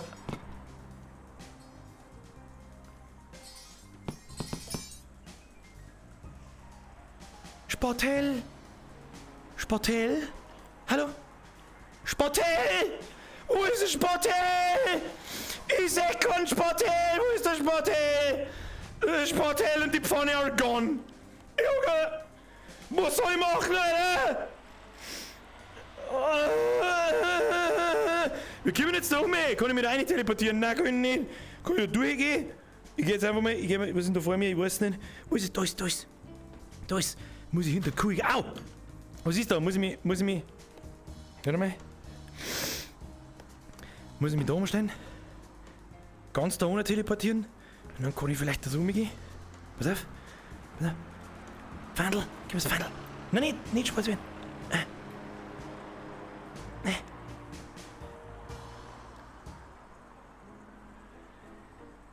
Nimm heute das Pfandl, du Idiot. Ja, wir haben es. Hängst da ohne. Ja, nice. Jetzt, Spatel. Nimm's. Ja! Haben wir schon wieder Vierer Siehst du das? So, was haben wir da? Was tut denn der Topf am Boden? Das fragt sich der 60-jährige Alte auch. So, jetzt halt wieder ab in die Mitte stellen. Da ist alles voller Kabel, ich komme überhaupt nicht klar, Alter. So. Ich brauch Sauerstoffzeit, ich kann nicht mehr. Ich leg mich jetzt da in der Embryo-Stellung her und die restliche Stunde wird dann schon vergehen, Alter. Ich kann nicht richtig sehen. Oh.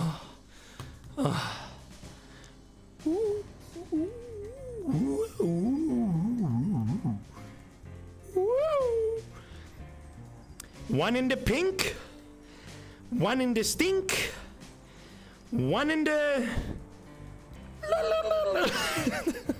So, schnell wieder aufstehen, sonst geht da nichts mehr weiter. Da geht da nichts mehr voran. Hab ich überhaupt gesaugt da herin, bevor ich mir das ausdenkt habe? Ich glaube nicht, ich bin ja jetzt sterbenvoll träge, ist mir wurscht. So, Managerin, ist wir haben keine Zeit nicht. Wir haben doch keine Zeit. Da mich angefahren. Ja, wir haben da alles. Was möchtest du denn? Gute Arbeit. Ja, Dankeschön. Grüezi, fix, Alter. Hey, ich verliere meine Hosen. Hast du einen Gürtel auch nicht, wenn du einfach ohne teleportieren kannst? Keine Ahnung. Fortfahren. Wir haben jetzt die Utensilien, aber noch keine Rezepte. Geh zu deinem PC. Ach, gute Frau, ich kann doch jetzt schon nicht mehr. Das sind 8 Kilometer bis da oben. Ein größeren Scheißkick hättest du nicht mehr herstellen können. Für deine 1,5 Rezepte und Kundschaften, die wir jetzt dann da draußen kriegen, du angeschissene, der sorgte Kackscheißhausmatz. Oh. Öffne den Rezeptmanager. Okay. Ja, das muss man mit der Maus machen, weil da darf ich nicht draufklicken, das muss ich mit der Maus machen. Rezeptmanager. Okay. Dann klicke auf die markierte Registerkarte, um den Rezeptladen zu öffnen. Was war nicht im Besitz wahrscheinlich? Da. Oh. Schau hier, saubere Tomatensuppen. Na, einfach ein ukrainischer Borscht. Boah, leck, ich hab grad den absolut harten Flashback. Hat das nicht die Alte gesagt in dem Kruzifix Preisenreden bayerisch? Ja, das kommt aus Borscht. Scheiß Spacken, mag ich nicht. Dauert 7 Minuten. Du kannst mal in 7 Minuten, Alter, da komm ich 4-mal. So. Entsperren gebackene Forelle. Den nehme ich. Dein scheiß Borscht, den kannst du nicht anschauen. Oh, ich muss es aber mit der Maus machen. Komm mir aber noch ein bisschen nicht klar. So, gebackene Forelle. Klick. Oh. Schau dir das wieder. Gewinn. 31 Euro Gewinn. Ja, Kruzifix, da muss ich 10 Säge Forellen verkaufen, damit ich mir so ein Messer da hinten kaufen kann. Haben's denn euch? Was ist denn los mit euch? Maximaler Ruhm. Kochpunkte. Bla bla bla. Kaufe ein Rezept für gebackene Forelle, indem du auf die markierte Schaltfläche klickst. Wo? Wo ist da markiert? Ich sehe hier nichts markiert, aber der Warenkorb-Button ist in der Regel immer rechts unten. Wenn er nirgends ist, aber da ist er. Oder da. Habe ich es jetzt gekauft? Und das letzte, Tomatensuppe. Klassisch. Kauf es. Es ist Tomatensuppen? Ja, kaufe. Was haben wir da? Ich mache hier die fetten Gerichte, Alter. Schau dir mal den geilen Scheiß an. Was ist denn das da? Dunkles Märzenbier-Grillhähnchen. Alter, was ist denn das da? Bananenauflauf. Na, deutscher Kartoffelsalat. Aha. Deutscher Kartoffelsalat. Da bin ich aber mal sehr gespannt. Sobald da eine Mayonnaise einkehrt, hau ich euch einen knockerten Arsch. Ihr scheiß Preisenfutzen, ihr Abgefuckten. So. Das sollte vorerst reichen. Wir werden unsere Speisekarte erweitern, sobald das Geschäft läuft. Ja, okay, dann nehmen wir unser sauteures Apple-Gerät. Laden wir das Telefon daher, damit nichts passiert. So, schau, ist besser. Ja? Wir haben zwar einen PC aus der Zukunft, aber ein Telefon aus dem letzten Jahrhundert. Muss man nicht verstehen. Aber was ist denn mit denen hier eigentlich?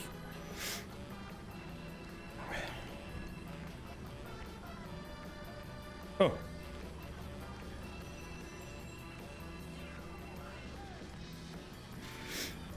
Und alle Seiten werde ich unterdrückt.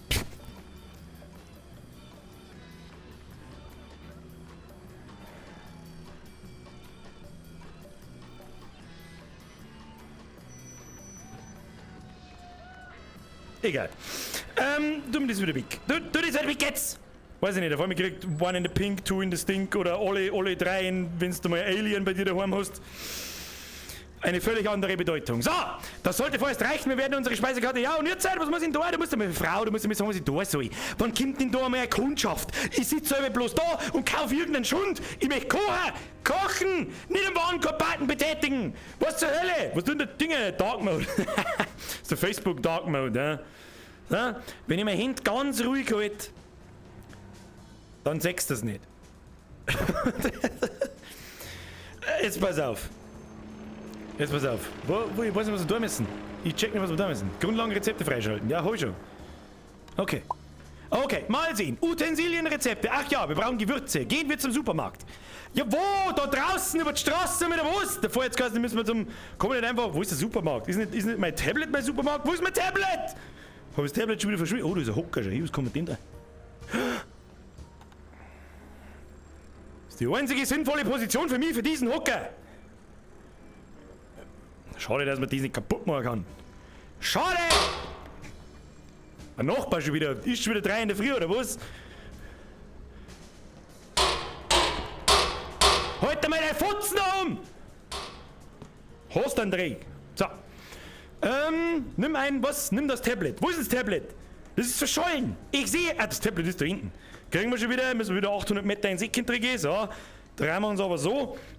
Tablet. Nice. Nimm das Tablet. Vollständig. Kaufen. Einmal Salz. Wo ist Salz? Produkte, Gewürze. Salz. Salz kostet bloß 2 Euro. Kann man lassen. Halt das dann für immer. Ja, okay. Das kann man lassen, das stellen wir mal da her. Habt das Gefühl, das könnte man noch brauchen. Das stellen wir mal auf die Habenseite, schaut gut aus. Kaufe die aufgeführten Gewürze. Schwarzer Pfeffer, Cayennepfeffer, Dill getrocknet. Ich weiß nicht, gibt es einen feuchten Dill auch? Ist der alte Dill? Keine Ahnung.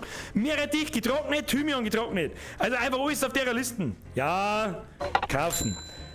Machen wir. Schwarzer Pfeff. Schwarzer Pfeffi. Jawohl. Tu mir den Mixer jetzt woanders hin. Nein, da habe ich keinen Platz mehr. Nein, hey, Topf. Bleib da oben. Ey, wehe, du fällst da hinten runter, ich hau dir noch keinen Nasch. Wo ist denn die Wand? Mixer, den haben wir da her. Topf, kann man den Topf eigentlich aufhängen? Nein, kann man wieder nicht aufhängen. Scheiß Klump verreckt's. Scheiß Klump verreckt's. Tu mir den Topf da hinten drehen, wir brauchen mehr Platz. Wir haben keinen Platz. Du musst mit Küche anrichten, Alter. Du kannst so nicht arbeiten. Lass mit dir. Meerrettich, getrocknet. Kaufen. Dill, getrocknet. Kaufen, Kaching, Motherfucker. Alter, der Cayennepfeffer. Tut mir leid, da kann ich mir einen Bitcoin auch kaufen für 16 Euro. Du Spacken. Cayennepfeffer, ist das so schweinsteuer? Wir haben doch einen Koch da. Kostet Cayennepfeffer so viel? Ist das so viel teuer wie ein Malzsalz? Keine Ahnung. Da tust du denn her. So, wie schauen wir aus? Was tut denn der Datscham in der Küche? Was tut der Datscham in der Küche? Das ist eine gute Frage. Das werden wir sofort rausfinden. So. Ja, und jetzt halt, schön. Das wollte ich hören, gute Frau. Schön. Glück, um fortzufahren. Moment. So, gib mir Aufgaben. Wir brauchen noch Flüssigkeiten. Benutze die Option Shop mit dem Tablet. Flüssigkeiten. Was brauchen wir da? Öl, den ganzen Scheiß. Ja, nehmen wir da mal. Jetzt renne ich gleich wieder gegen die Wind. Ich seh's schon.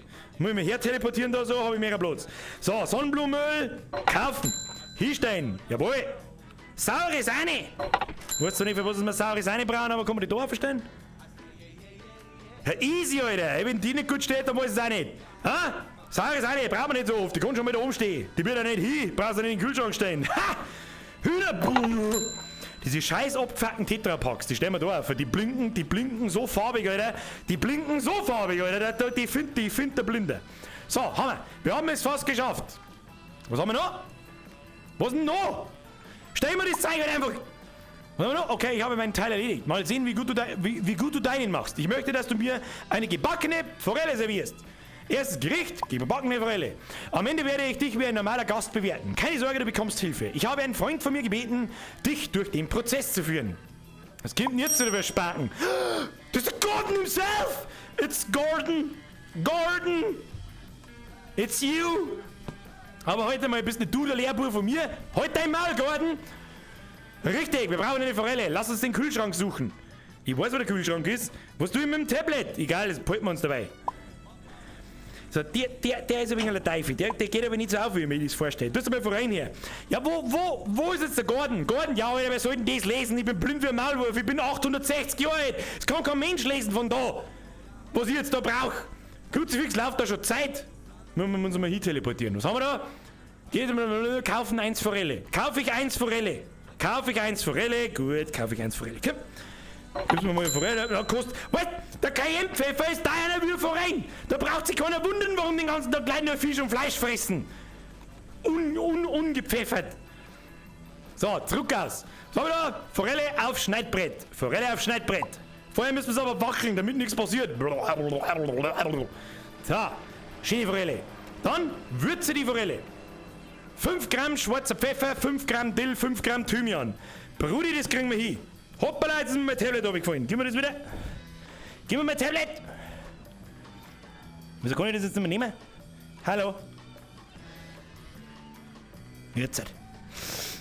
Das legen wir mal da her. Aber wehe, du fällst den Mülleimer rein. Ich hau da einen Akku. Den knockerten Akku heute. So, schwarzer Pfeffer, was haben wir jetzt da? Schwarzer Pfeffer, das gibt's mal 5 Mal. Pass auf. 1, 2, 3, 4 und ins Gesicht. 5. So, hat er mal eine saubere Bremsspur. Dann Thymian getrocknet, oder? Jawohl. 5 Gramm. 1, 2, 3, 4, 5. So.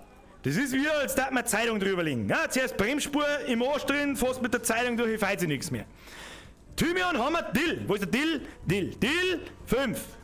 1, 2, 3, 4, 5. Easy, Alter.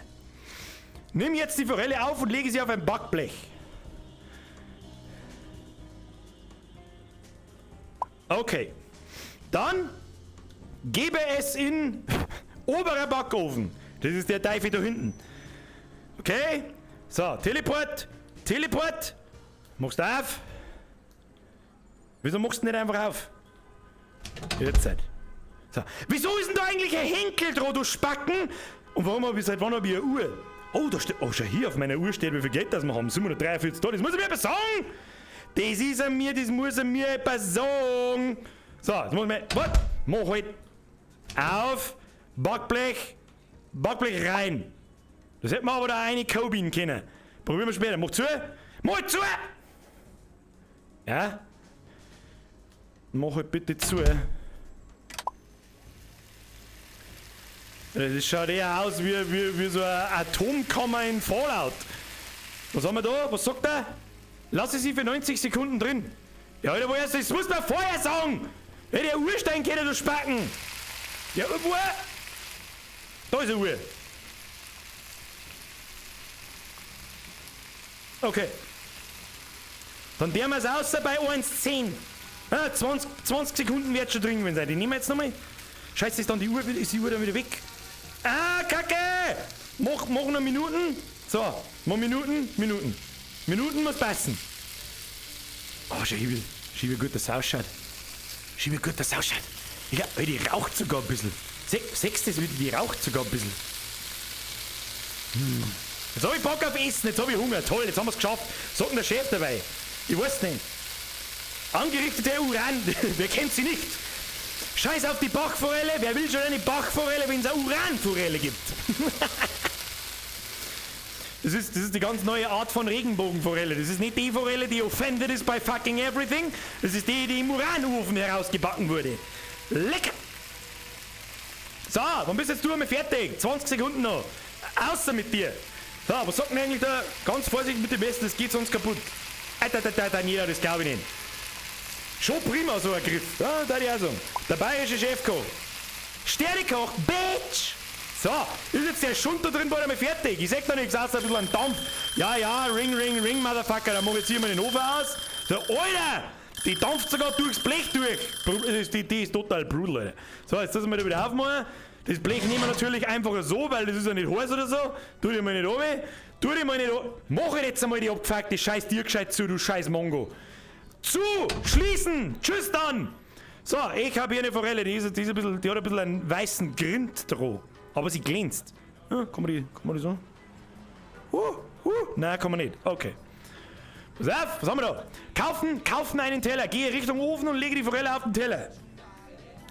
Wieso lege ich die Forelle nicht einfach da her und kauf dann einen Teller, du Affenarsch? So, Teller. Gibst du mir den Teller raus, der ist gelb markiert, das muss der richtige sein. Was hat der kostet? 5 $? Ah, sogar der Teller ist billiger als der scheiß KM-Pfeffer. Ich weiß nicht, was für eine Welt das wir leben. Nehmen wir den Teller daher. Dann muss man das so machen, oder? Warte mal. Was ist jetzt? Damn you Physics! Na, Fischi,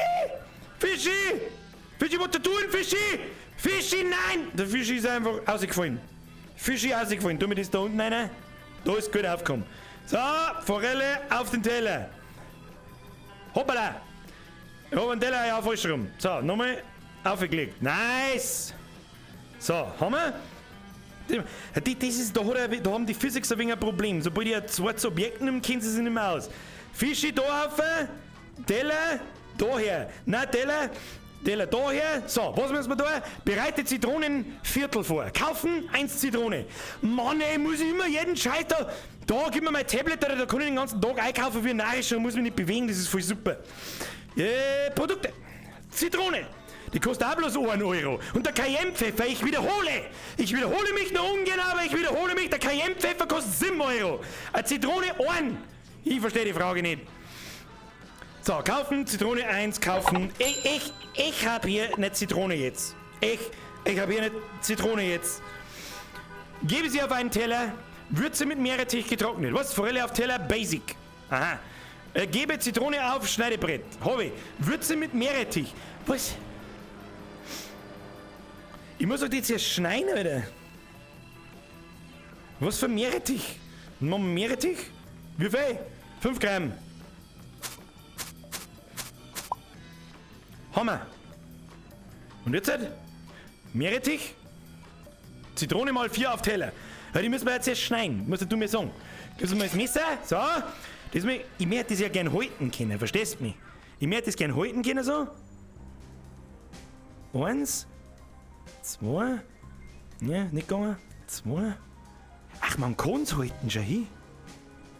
Ja, aber der Schnitt funktioniert noch nicht so ganz. Okay. So, das machen wir jetzt wieder absolute Pro-Gamer, pass auf. Und nehmen wir jetzt den Teller, machen wir so. Pass auf, stellen wir uns ein bisschen so her. Ich renne da schon wieder gegen die Wind, ich sehe es genau, machen wir so. Oh, schön, wieder schön. Die andere auf die andere Seite nochmal so. Kim, komm. Nein, Kim. So, oben.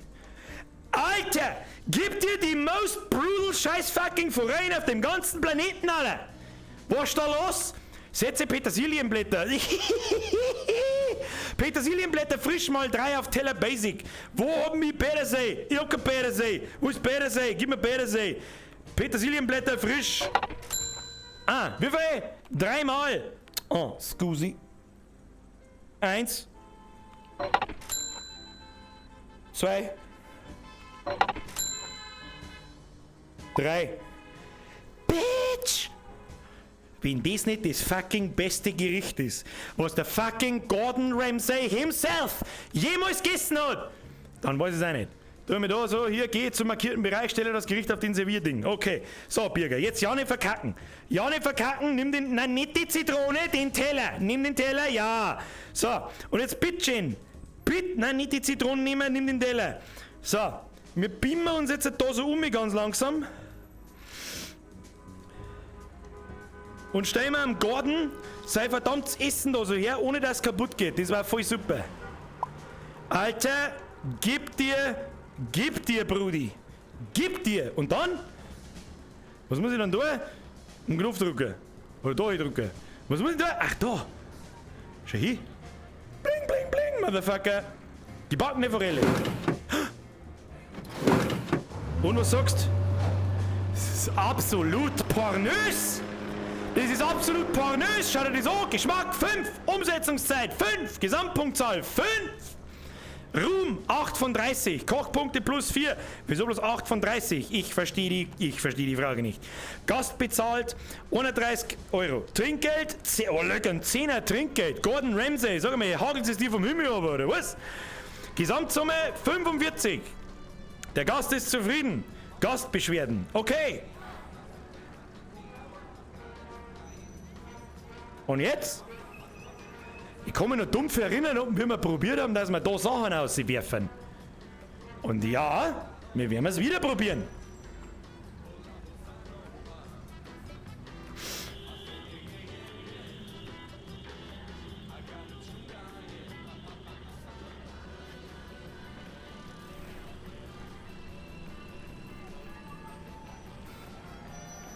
Kobe! Nochmal. Muss schon gehen. Nimm jetzt die Uhr. Kobe! Es funktioniert nicht so, wie mir das vorstelle. Langweilig. Stellen wir es wieder da hin. So. Und jetzt? Was müssen wir denn? Was sagt der Chat eigentlich? Für alle ist es vor der was vor der Haustür. Ich bin der Peter. Aber nicht die Silje. Depp von Dosen. Kipp von Hosen. Du hast Sachen durch die Fensterscheiben schmeißen. Was? Du kannst Sachen durch die Fensterscheiben schmeißen. Geht das?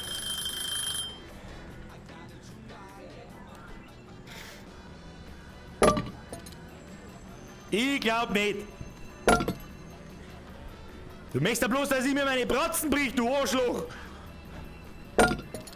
Funktioniert nicht. Funktioniert nicht, aber der Versuch war es wert. So. Was müssen wir jetzt tun? Also das war's für heute. Morgen haben wir geöffnet. Also gib dein Bestes.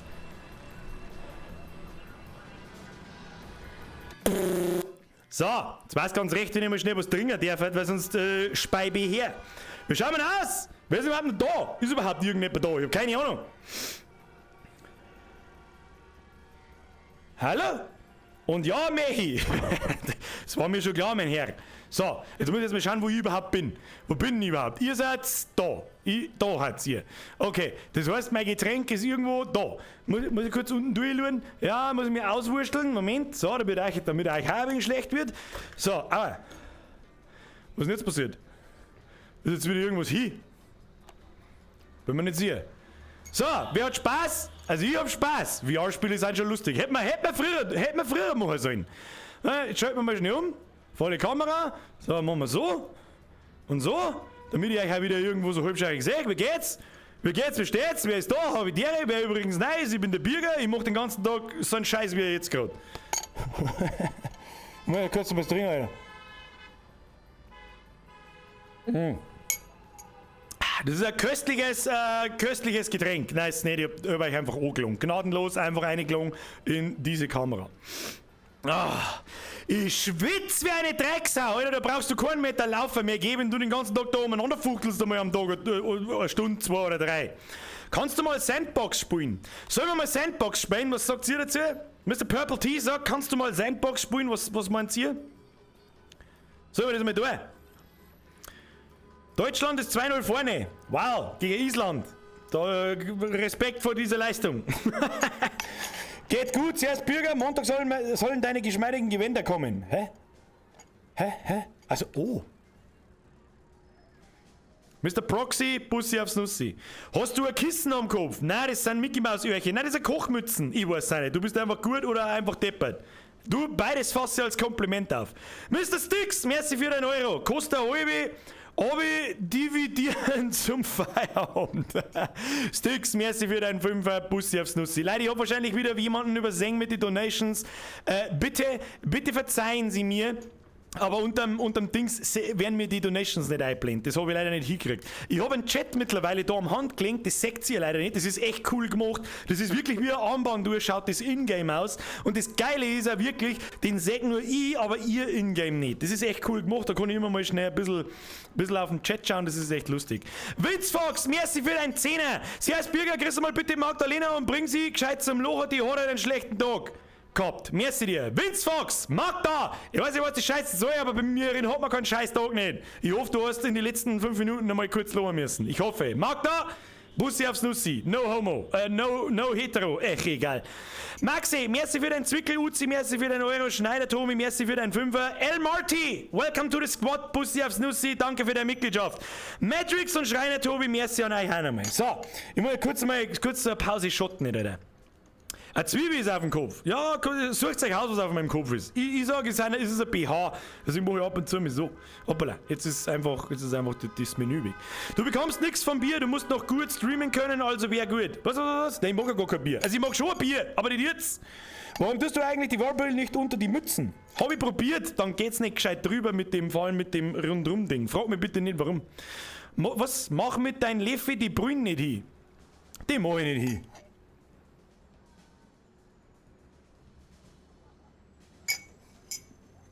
Also, nochmal die Tipps an jeden, der auch eine hat, oder vielleicht der Freund eine hat und die Freundin kann es nicht ausprobieren, weil ihr schlecht wird.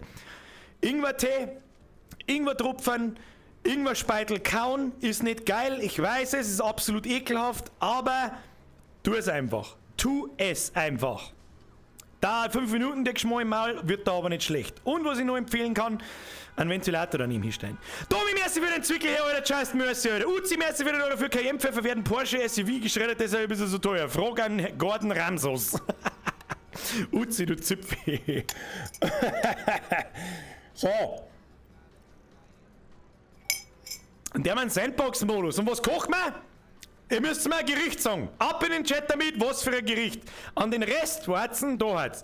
An den Rest, jeder, der da ist und der es gut findet, was wir mit und wenn ihr nochmal Bock auf eine Runde Cooking Simulator VR habt, Like da lassen. Wer nicht liked, schlägt seine Schwester, Alter.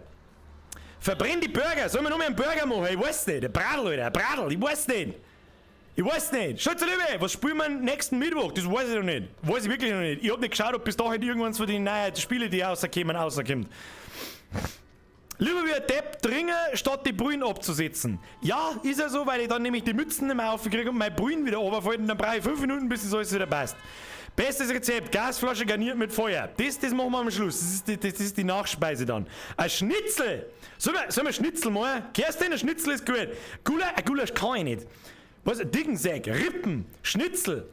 Rippel? Ich weiß nicht, haben wir Rippel? Weiß ich nicht. Rehragout, Schweinsbraten, Schnitzel mit Kartoffelsalat. Moinkballs, die werden wir nicht hinkriegen. Saures Lingerl wird es auch nicht geben. Schaschlik wäre doch gut. Ja, aber ich glaube nicht, dass es so Spießerl gibt. Ein Fackeknack, ein Kickerlosch. Was? Teppich wegbirgen? Was für ein Teppich, Alter? Wieso den da? Warum denn? Brezen machen, Händel machen, ein Kaiserschmarrn, Kartoffelsalat, Fisch mit Schokolade. Schnitzel ist geil, einfach was Gescheites.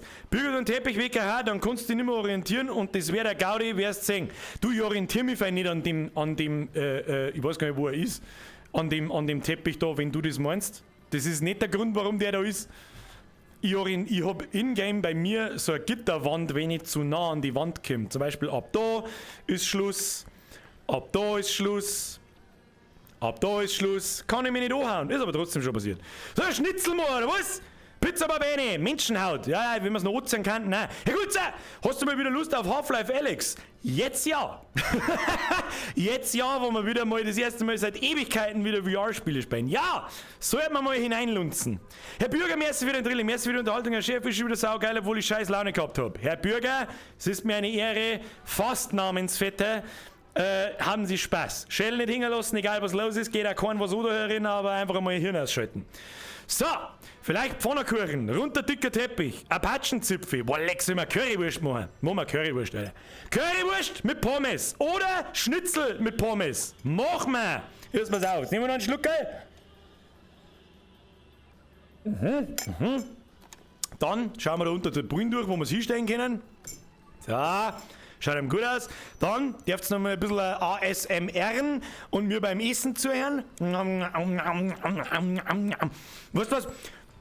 Also ich bin wirklich einer, den so Essgeräusche Vollgas triggern. Also richtig übel. Spätestens jetzt, wenn ich mir zuschauen darf und ich darf das hören, wenn ich das Ding kau, schalte ich aus, Alter. Darum tut mir wirklich leid. Ich kann noch mal mein Mikrofon kurz muten dabei. Moment.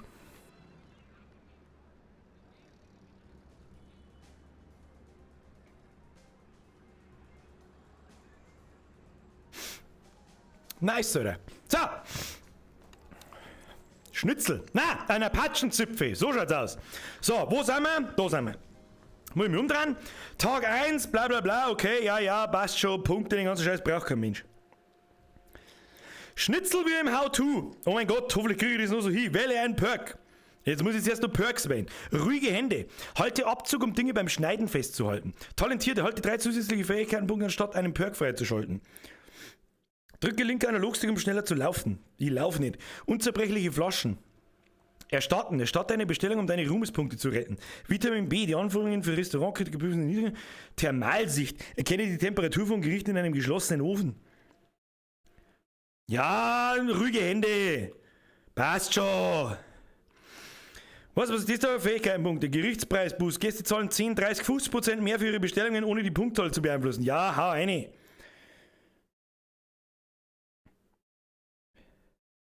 Nehmen, nächsten Tag beginnen. Tag 2. Gut, drauf geschissen. Tag 2 brechen wir ab in den Sandbox-Modus. Ab in den Sandbox. Was sagt ihr? Was? Map! Map! Oh, scheiße, das ist sehr...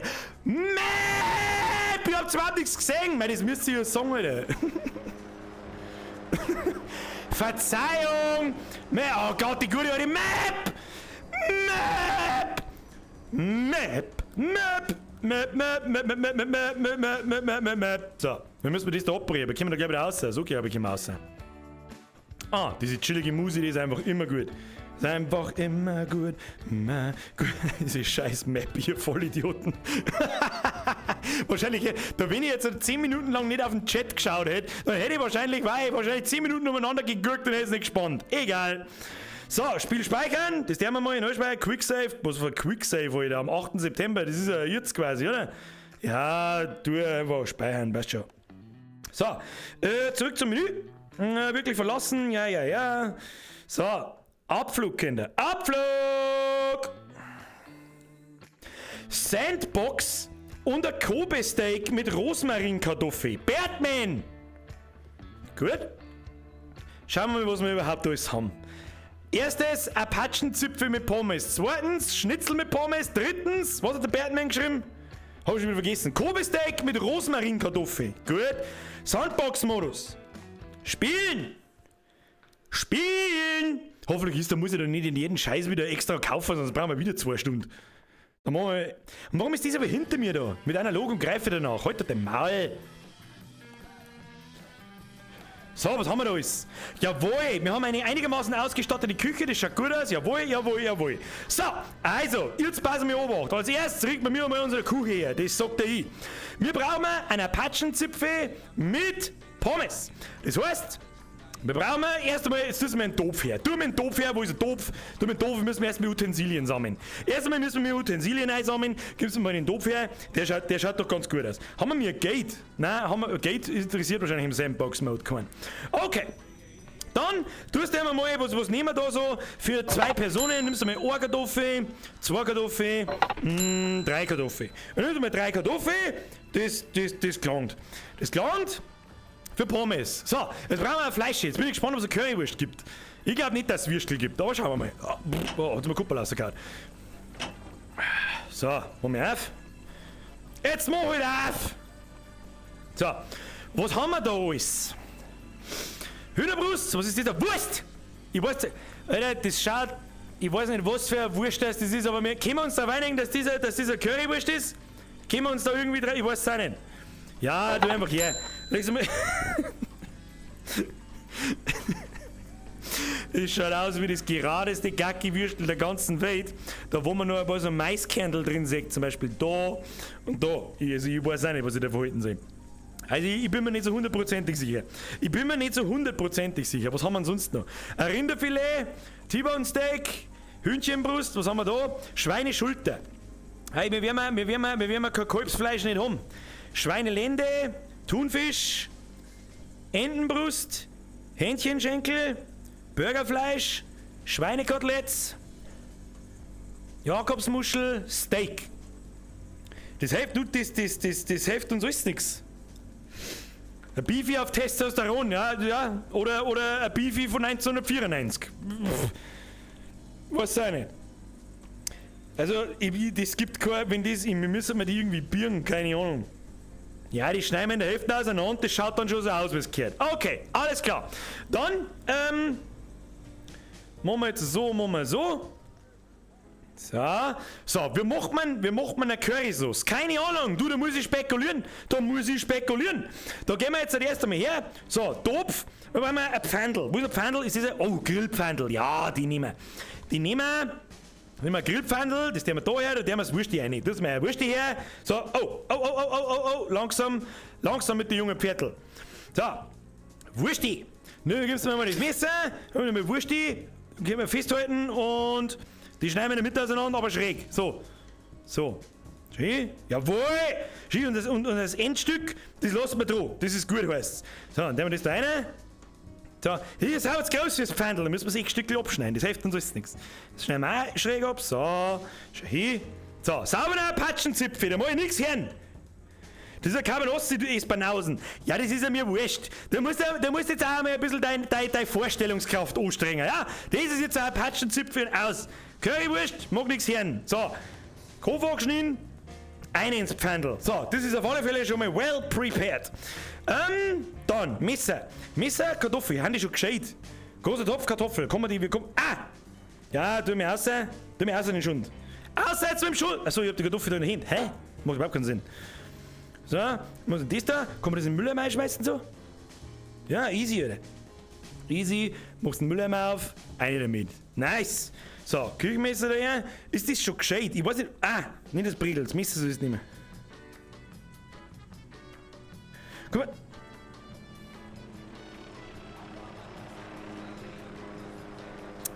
Pommes! Grüezi in Allfeier! Haben wir überhaupt eine Fritteuse? Ja, da hinten haben wir eine Fritteuse, glaube ich. So, Pommes, jetzt passen wir Obacht. Das mir her. So, schneiden wir mal so. Nicht in Themen. Und dann, ja, ich weiß jetzt auch nicht, wenn wir das mal so hin. Ich schneide mir einfach freiwillig in die Hände ein. Au!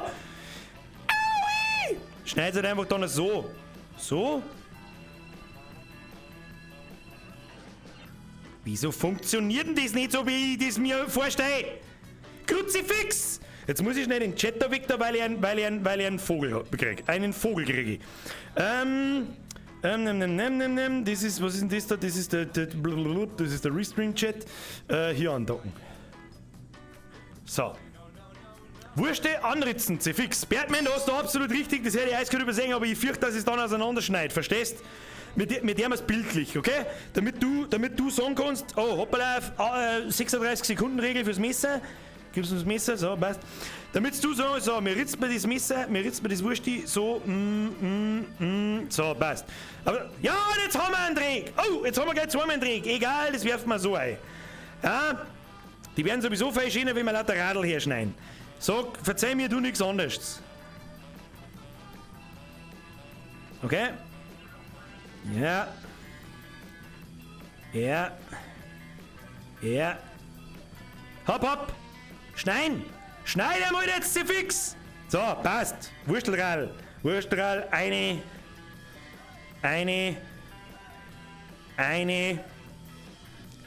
im Pfann. Schaut ja viel mehr aus wie ein Schinken. Da kann Wurst nicht. Weißt, das haben mit Sicherheit wieder irgendwelche amerikanischen Spieleentwickler, die wirklich glauben, dass eine Wurst so ausschaut. Das ist keine Wurst nicht, das ist sprichwörtlich eine verkackte Beefy von 1976, die da hinten im Uranofen groß geworden ist. Ich weiß es auch nicht. So, jetzt pass auf, jetzt tust du mir das da sehen, jetzt schneiden wir da mal, versuchen wir da mal Pommes oben zum Schneiden, so gut wir können. Aber es funktioniert einfach irgendwie nicht gescheit. Was tust du denn? Mit Kimmer kann ich so kleine Pommeswirbeln schneiden. Das geht einfach nicht. So klar kann man nicht schneiden. Gut, das muss klanger. Hilft nicht. Kann man die noch mehr auseinanderschneiden? Machen wir so. Ja, passt dem schon. Passt dem schon. Kriegen wir schon. Schau hin. Schneiden wir jetzt so durch. Schneid durch jetzt! Schneid halt dann durch! Grütze in Alpha! Ich weiß es nicht, er mag einfach irgendwie nicht. Er mag nicht. Warum liegt denn da eigentlich ein Pommes am Boden? Ja, Moment, die 4-Minuten-Regel, die zählt schon. Kruzifix, schneidet die scheiß Kartoffel auseinander! Was ist denn los mit dir, Spui? Ah! Er mag es einfach nicht. Ah! Wirf du ja die Wurst nicht sonst wieder. Gut, dann machen wir nein. So, machen wir so. Ohne in der Mitte auseinander. Was ist jetzt wieder? Machen wir so. Jawohl. Hingelegt. So. Ein Stückerl. 2 Stückerl. Easy Pommes, Alter. Easy Pommes. 1. 2. Vielleicht kriegen wir noch 1. 3. Schau hin. Wenn das nicht the nicest Pommes auf Erden sind, dann weiß ich es auch nicht. 1. 2. Nehmen wir es. 1. 2. So, nein, nicht wieder am Boden werfen. Du lass jetzt mal die Pommes da am Tisch rum. Grüezi, fix. Das Stückel, so, 4-Minuten-Regel. Da hat noch nie was gefällt. Pommes. So, Kartoffel. Wo ist mein Messer? Da ist mein Messer. So, nochmal. Ja. Mein Schneid halt, Kim. Manchmal mag er einfach nicht, gell? Manchmal sagt er, nein, mag ich nicht. Aber jetzt hat er den Ming. Schau dir das an. Schau dir, pass auf, schau dir das. Das ist das einzig wahre Pommes, Alter. Wenn das kein perfekt geschnittenes Pommes ist, dann weiß ich auch nicht. Man kann Ton hören, mal halten. 1. Ja, noch einmal durch, Kim. Ja, passt, gut gegangen. Nochmal ein wenig, Kim. Von der Seite aus vielleicht ein wenig. Nein, mag ich wieder nicht. Mal so vielleicht, Kim. Ja. Schau hier, was das für gute Pommes werden. Schau hier, Alter. Schau hier. Look at it. Taste them. Feel them. Ah, nice, Alter. Schau.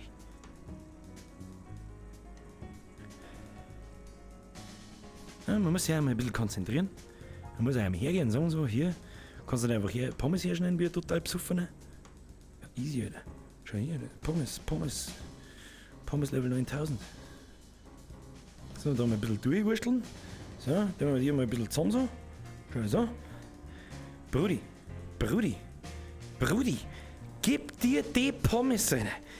Gib dir die Pommes. So, muss man Pommes würzen, bevor sie in die Fritteuse reinkommen? Das sind Sachen, die weiß ich nicht. Sagt denn da der Chef dazu? Ich weiß es auch nicht. Ja? Der Metal Devil Hunter hat schon recht. Wenn's Pommes auf Wish bestellst, dann kriegst du das. Wo ist jetzt mein Messer wieder hin?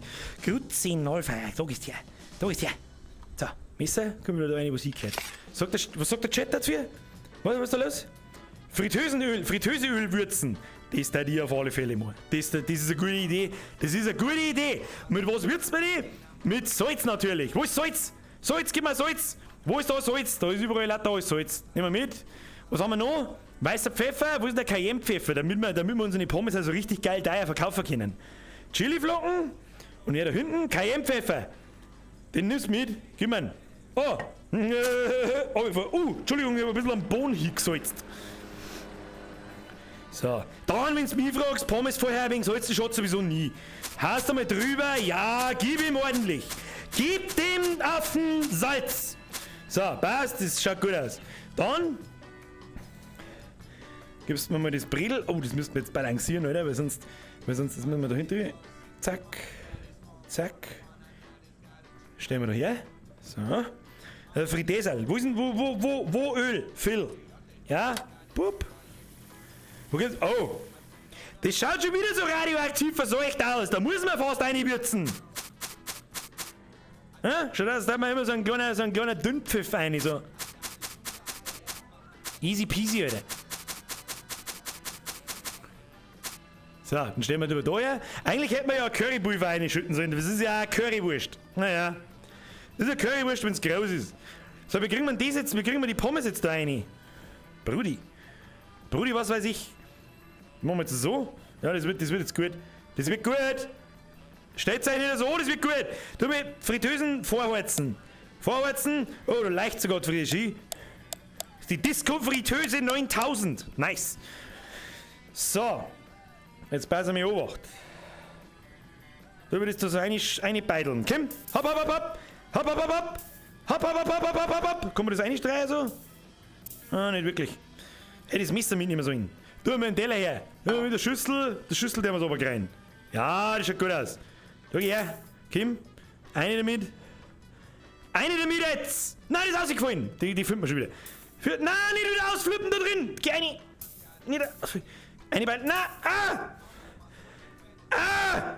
Ja, gut. Das hat, tu jetzt die Schüssel weg. Hoppala.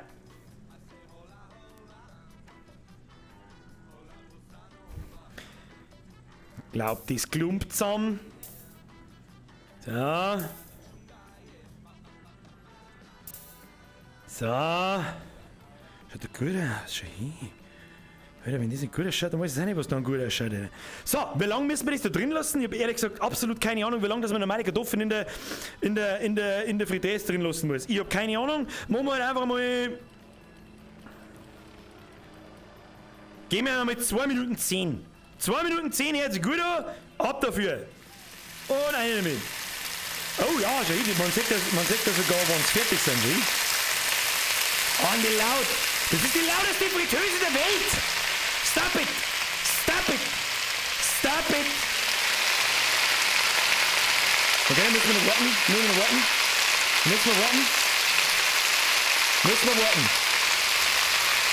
Müssen wir warten. Ja. Easy. Und da sind aber noch nicht alle fertig, da müssen wir noch ein bisschen rein tun. Braucht noch ein bisschen. Da sind noch nicht alle gleichmäßig durch. Oh, jetzt werden sie rot, jetzt verbrennen sie dann gleich. Das ist nicht schlimm. So, außer damit. Jawohl. Nice. Fritteuse aus, damit nichts passiert. Und die scheiß Uhr, bevor es losgeht, schmeißen wir lieber da rein, damit erst recht nichts passiert. So, ein bisschen Cayennepfeffer. Kann man schon brauchen, So, zurück ans Seienbrett. So, jetzt nehmen wir da her. Jetzt bradelt wir erst einmal unseren Apachenzipfel. Da muss ein Ketchup rein und ein Currypulver. Machen wir ganz easy peasy, Alter. Easy peasy. Stellst du mir das da so her? Jawohl. Schützt mir ein.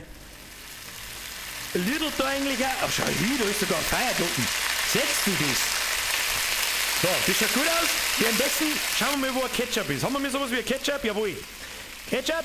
Ah, ich bin schon wieder so nah an der Wand unten. Tu mir Ketchup her. Tu mir Ketchup her, jetzt komm da nicht hin. Muss ich wieder mitgehen? Muss ich wieder hin teleportieren?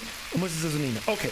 So, was haben wir da so? Gewürz, Nelken, Senf, Speise, was weiß ich nicht? Büben, Zitronen, Pfeffi, Muskatnuss! Oh, die muss auch gefallen. Egal! Muskatnuss, Currywurst, ein Patzenzipfel, beste Leben, Alter. So, Ketchup. Haust den rein. Haben wir ihn direkt rein, schon hin. Jawohl, Alter. Gib dir und Muskatnuss. Und die allerwichtigste Zutat, meine Damen und Herren. Muskatnuss. Herr Müller. Easy. Vielleicht noch ein bisschen Ketchup. Muskatnuss. Ketchup. Leute, wenn das nicht über die easy peasy lemon squeezy, Alter. So. Hi. Vielleicht haben wir noch einen Cayennepfeffer. Hauen wir rein. Holen wir mal. Cayennepfeffer. Da geht's her. Ein bisschen scharf sein darf's schon. Bisschen. Außerdem können wir es dann für 480 € verkaufen. Das ist gut für uns. Das ist einfach gut für uns. Das ist gut für uns. So, wann ist jetzt die Scheiße da fertig? Oh, das Würstel wird schon heiß. Also mit der Suppen, Ketchup 3 Milliliter. Das glaube ich nicht.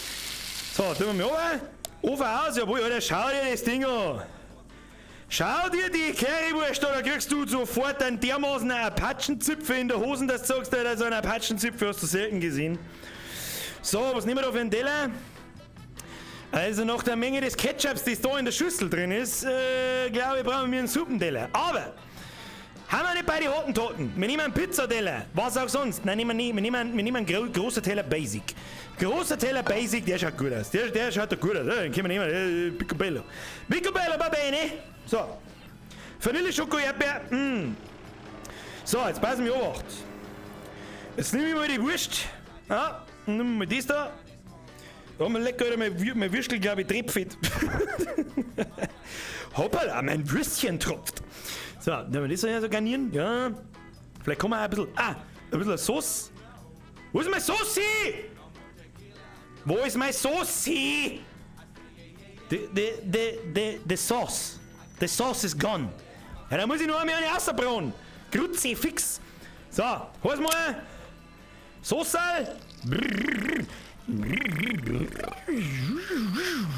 So, vollgeschissen mit Muskatnuss. Gib ihr der Muskatnuss, aber Vollgas.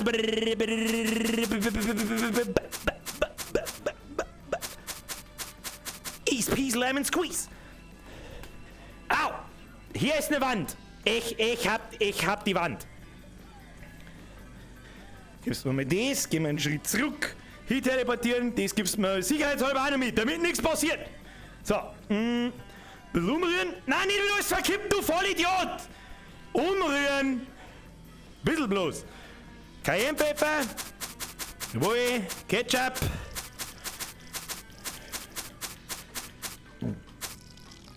So, muss kommen. Adios.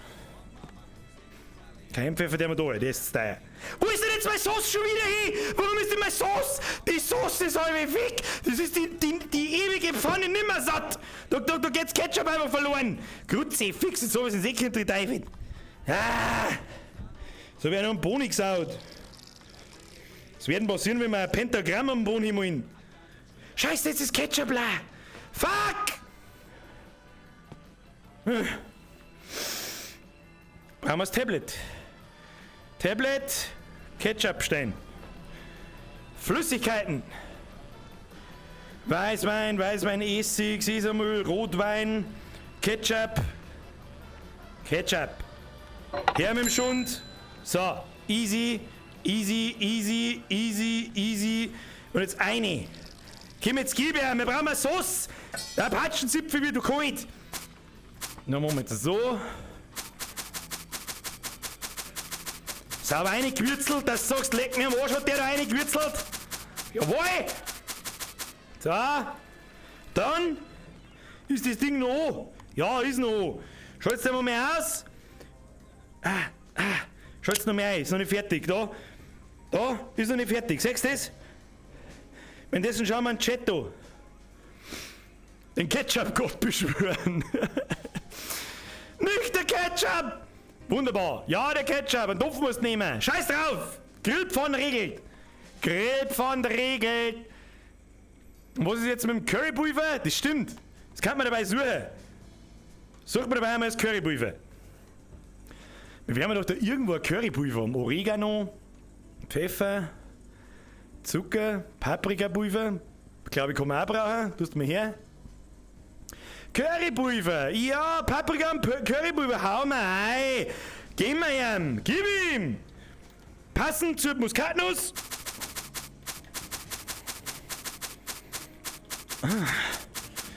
Ich bin der Gewürzzauberer. So, easy peasy. So, aber schau jetzt das an. Da, schau dir das an. Schau dir das an. Perfekt durch. Perfekte Curryfarbe. Ja. Nicht rot, nicht braun. So irgendwas zwischen 4 Wochen alter Pisse und ja. So, und jetzt ganz vorsichtig. Nein, nicht schon wieder verschütten. Ah, Mann.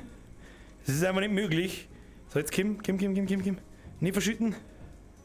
Nicht verschütten. So, da oben. So, ja! Ja, easy! Adios, Mr. Grillpfanne! So, passt. Und jetzt hätten wir da Pommes drauf, weil keiner, und seid mir ehrlich, keiner auf diesem Planeten, wo hat's denn überhaupt? Jetzt ganz in eine andere Richtung, hat's da hinten. Keiner auf diesem Planeten möchte Pommes in seiner Sauce drin, damit's aufwurkern. Darum immer erst Soße, dann Pommes. Oder am besten gar nicht in Berührung kommen und einen Teller rum, wo das abtrennt ist. Aber man kann ja nicht...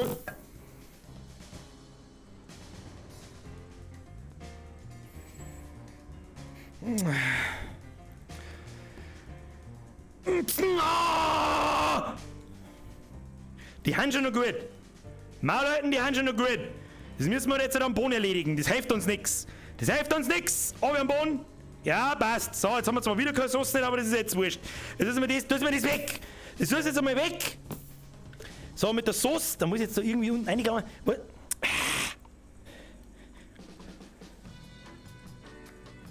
Mann, das Ketchup ist ja la. Goddammit, dann schmeiß halt weg. Wo ist jetzt? Wo ist das Ketchup? Das brauche ich.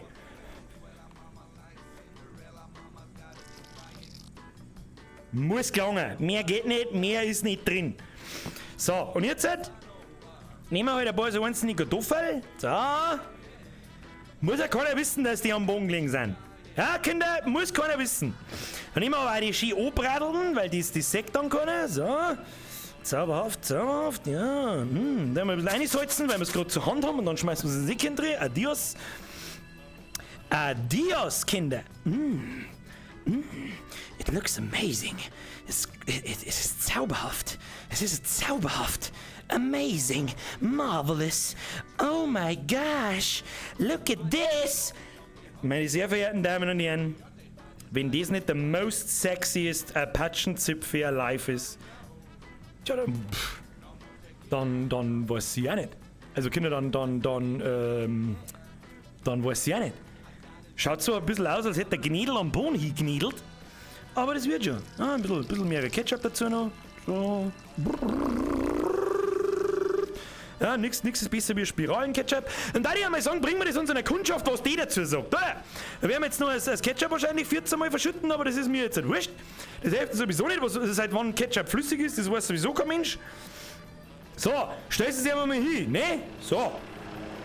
Servus, grüß Gott. Wer beantwortet, wer, hallo? Ja, was? Hallo? Oink, oink, oink. Keine Ahnung, ist da irgendjemand? Piep, piep, piep, Motherfucker. Hallo? Wie? Keiner mag mein Currywurst. Ich verstehe die Frage nicht. Ja, dann haben wir Pech gehabt. Ich weiß jetzt auch nicht, was sagt ihr dazu? Keinen blassen Dunst, Alter.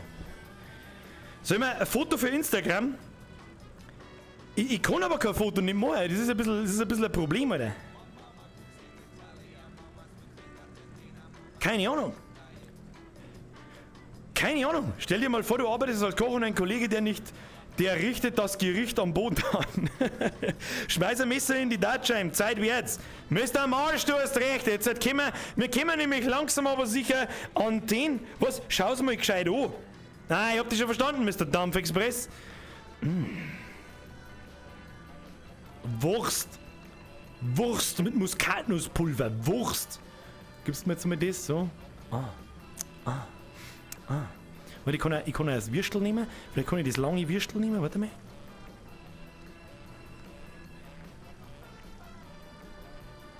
Warte mal. Ich möchte sogar das lange Würstel. Das.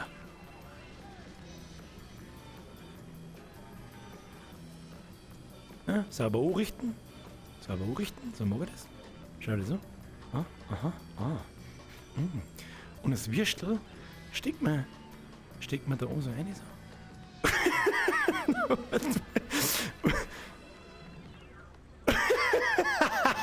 Das müsste man gerade abschneiden und da ist vielleicht wirklich stehen bleiben drin. Hm? Es bleibt einfach nicht stehen! Drecksgericht! Scheißegal, mir werft mir jetzt ein Messer in diese scheiß Pfand.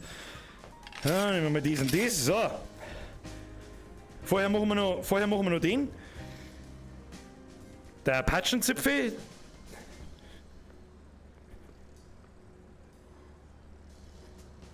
Haut nicht so hin, wie ich mir das vorgestellt habe. Haut nicht so hin. So, jetzt passen wir auf. So, da ist irgendwo eine Wand, ich weiß genau. Ehe! Ja, wo wirf ich hin? Jetzt warte mal. Geht das überhaupt? Score. Press to start. Ja, funktioniert aber nicht. Wieso geht das nicht? Das bleibt ja nicht stecken. Schade. Aber schaut mal, wen ich da gefunden habe. Haha! Wo ist der Bunsenbrenner? Ich weiß genau. Da ist er. Scheiß, du Eimer. Du verdammter Eimer. So, wo platzieren wir das? Mich würde generell mal interessieren, was passiert, wenn man den Eimer nimmt und stellt ihn da verkehrt rum auf das Gasding. Eimer. Schauen wir mal, bin gespannt. Passiert da was? Und das Ding? Werden wir sehen. Randalierung! So. Achtung, Freunde der Sonne. Ich weiß genau, was ihr wollt. Ich weiß es genau. Ihr wollt natürlich nichts sehen mit den 2 Gaskanister. Ihr wollt sehen, wie gut, weil ich was an der Mopf für einen Schlaganfall. Wie gut der Mopf funktioniert. So, dann nehmen wir so.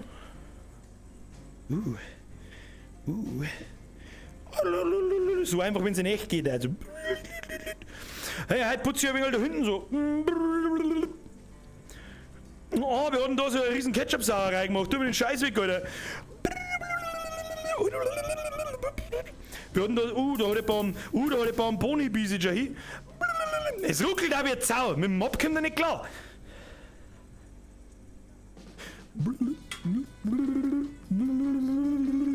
Alter, putzen wir die Ketchupflaschen zusammen.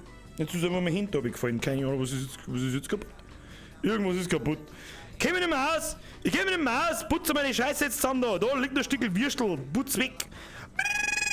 Du hätt den Scheiß jetzt endlich weg. Kruzifix. Bude Kerozent. Ein jetzt gutes Cooking Simulator Video hat immer aufgehört mit einer Gasflasche hier und einer Gasflasche hier. Machst du mal an alle? Alle an alle? So. Damit nichts passiert. Ich versteck mich dabei hinterm Tresen, Alter. Hinterm Tresen.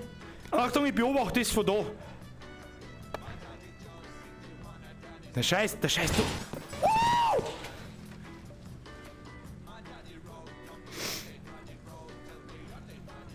Alles klärchen!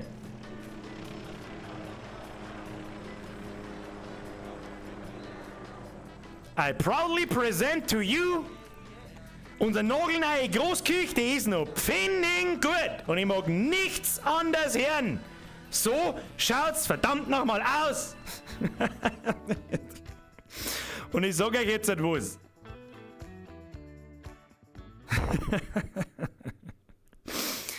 Das Spiel ist so dumm. Das ist so dumm.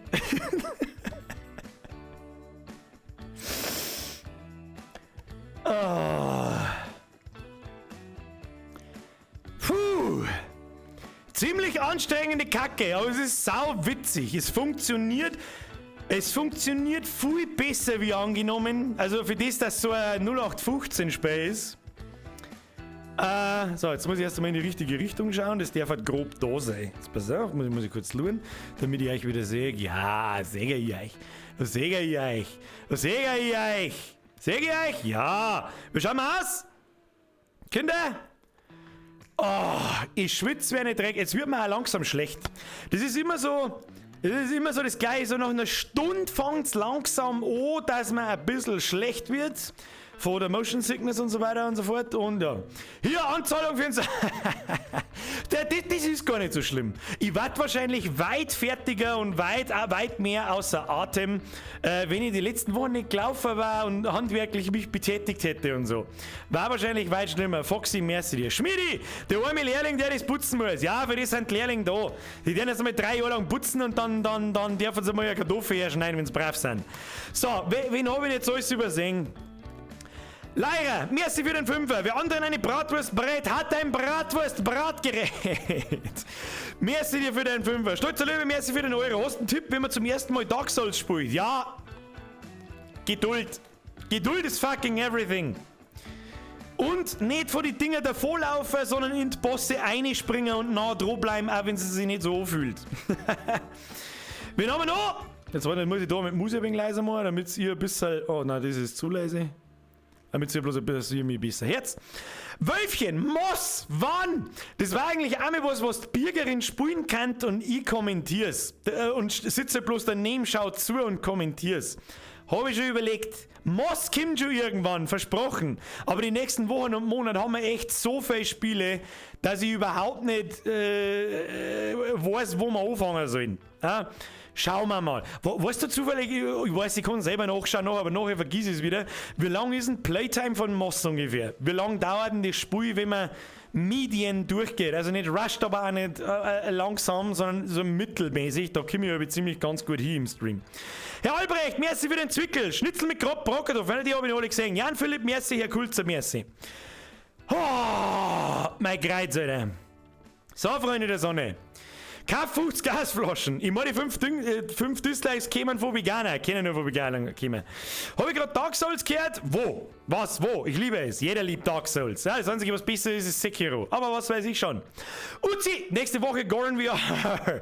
vielleicht, wenn bis dahin noch nichts da ist. Also am Montag kommt auf alle Fälle noch mal eine Runde Way Out mit der Birgerin. Da haben sich so viele Leute von euch drüber gefreut und haben geschrieben und wie gut das war und wie es einer taugt und so. Aber ich mir denkt, weißt du was, die bringen wir schon noch mal dazu, spielen wir noch mal Runden a Way Out. Ja, werden wir schon hinkriegen. Wird schon witzig werden.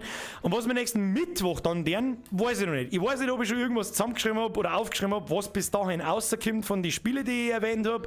Wenn nicht, können wir durchaus noch mal irgendeine Gaudi-Runden mit der VR-Brille einhauen. Ich habe schon überlegt, wir haben ja auch einmal dieses The Walking Dead Spiel angefangen.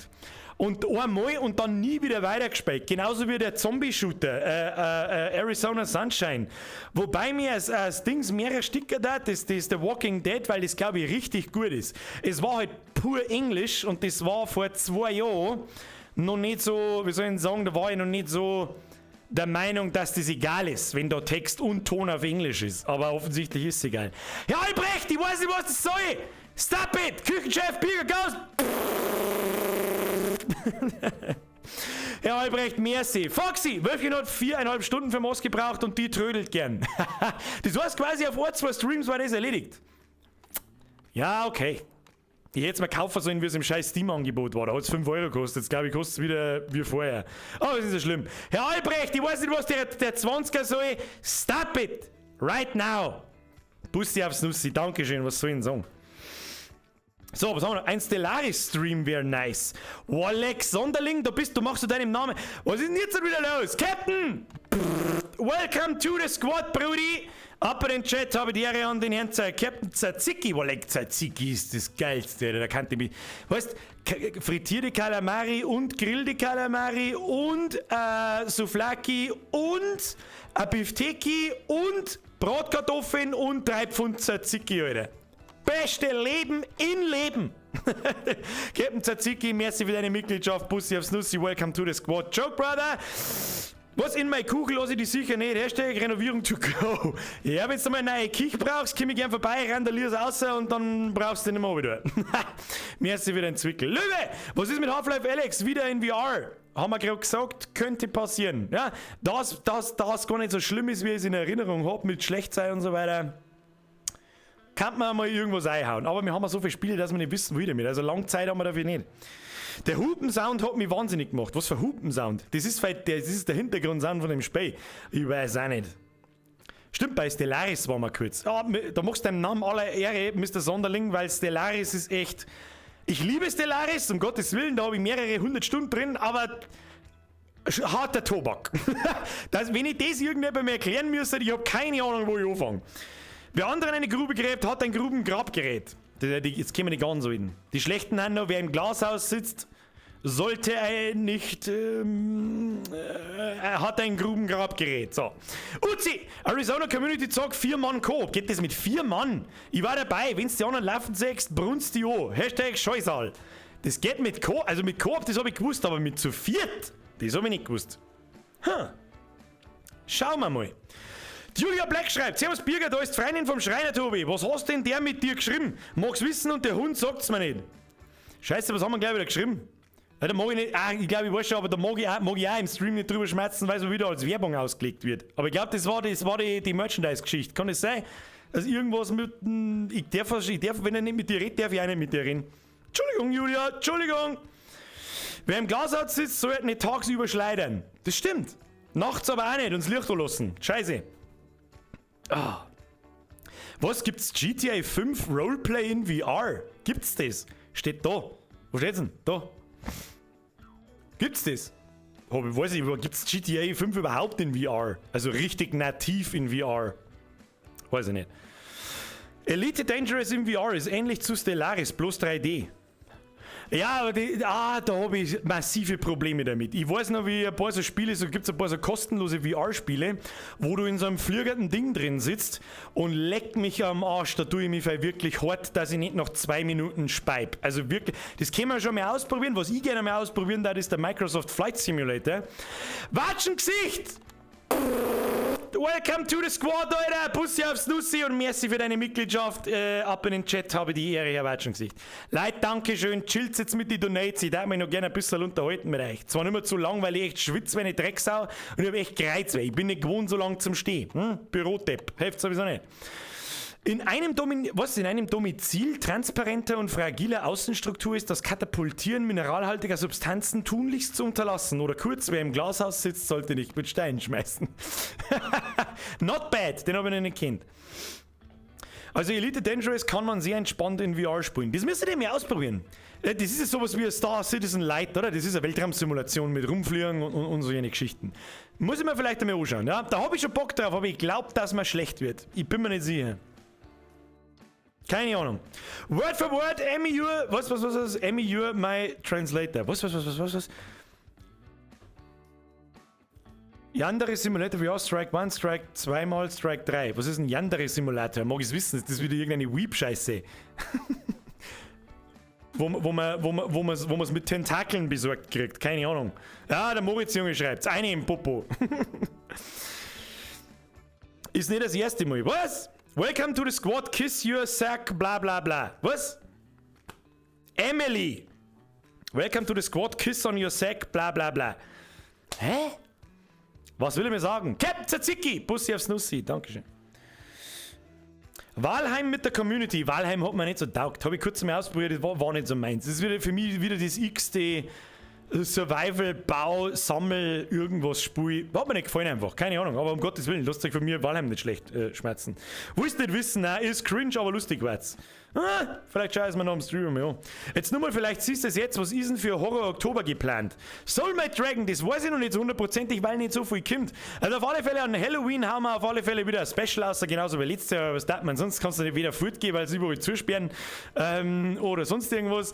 Da spielen wir House of Ashes oder House of Ashes, ich weiß schon wieder nicht mehr, ist egal. Das ist dieses Telltale-ähnliche, sehr viel Sequenz-entscheidungsmäßige Spiel, so wie Until Dawn. Ja, haben wir letztes Jahr schon einen Vorgänger gespielt. War also mittelmäßig, aber man konnte schon spielen. Ist schon in Ordnung gewesen. Was Icarus kommt, im Icarus habe ich auch schon mal was gehört. The Medium, ja, eventuell, wobei da die Tests auch so mittelmäßig sind. Ja, und ich habe es mir auch angeschaut, so mittelmäßig. Es gibt mehrere Sachen, die eigentlich, aber nichts kommt halt an Visage ohne. Ich darf so gerne noch was suchen, was so wie The Beast Inside, Blair Witch und Visage, das waren für mich so die besten Horrorspiele für die Streams im Oktober immer. Finde ich. Katlan! Welcome to the squad, Pussy Nussi! Aber im Chat habe ich ja gar keinen Plan. Pussy, danke schön. Leute, jetzt chillt, das ist ja Ruhe. Es klang eigentlich schon seit Montag, bis nächsten Montag in 4 Jahren. Gehen wir jetzt wieder einmal. Merci, Leute, danke schön. Ich weiß, ich werde es noch 1 Million Mal sagen, aber es hilft sowieso nicht. Naja, dann da ich sagen, Sonntag schaut ganz gut aus, dass ein Video kommt. Schaut ganz gut aus bis jetzt. Ich weiß nicht, ob ich es fertig kriege bis dahin, weil ich nur einen bestimmten Schnipsel, der da reinkommt, separat aufnehmen und machen muss. Und ich weiß nicht, ob ich bis dahin alles beieinander habe. Ob ich noch, ist jetzt nicht so tragisch. Ja, Albrecht, Boneworks. Ja, Boneworks hat das Problem, dass kein Bewegung hat.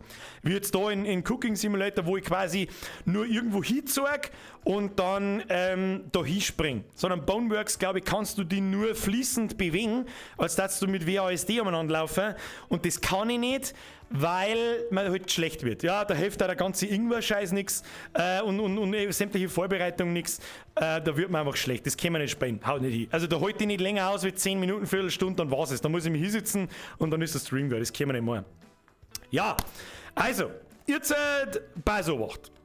Und da würde ich sagen, Freunde der Sonne, was soll ich sagen? Heute waren wieder, glaube ich krieg's zwar natürlich im VR nicht so mit, aber ich glaube, heute waren wir wieder die ganze Zeit 1400, 1500, 1600 Leute teilweise. Es freut mich sehr, dass ihr nach wie vor noch Bock auf das habt, was ich hier mache. Ich habe auf alle Fälle Bock, weil ganz ehrlich, nachdem ich 4 Wochen habe, ich dann schon die ersten 2 Wochen war ich so richtig froh, so mit endlich einmal absolut gar nichts, weder Arbeit noch das da, noch irgendwie irgendwas. Es hat so richtig gut da, das ist echt nötig gewesen. Und so in die letzten 2 Wochen habe ich dann so schon gespannt, so irgendwas feit. Irgendwas feit. Und jetzt haben wir wieder da und wir, glaube ich, haben so viel zu tun, dass ich gar nicht weiß, wohin damit. Vielen herzlichen Dank fürs Zuschauen. Ich bedanke mich, wenn es euch taugt hat, lasst ein Like da, was die Leute auf Twitch stellen, da, weiß ich nicht, die YouTuber lassen einmal ein Like da und wenn es noch keins da lassen habt, ein Abo und die Glocke aktivieren. Der Löwensepp, kommt die Season After Day Set nochmal? Ja, kommt nicht sogar eventuell nochmal, kommt sicher nochmal, weil irgendwann nach Weihnachten ist einmal ein Loch bis zu Elden Ring und Scheiße, irgendwas kommt noch, aber egal. Und dann werden wir wieder Runden Daisy einhauen. Ja, LeBron 2.0 geht auf die Reise. Vielen herzlichen Dank fürs Zuschauen. Ruhe ist jetzt. Dankeschön für die ganzen Donations heute schon wieder. Ich hoffe, ich habe niemanden übersehen und habe zumindest im Nachhinein gelesen, weil wenn es irgendwann einmal so weit kommt, dass ich nicht mehr Donations durchlese, Alter, dann, keine Ahnung, dann weiß ich es halt auch nicht. Ich weiß auch nicht.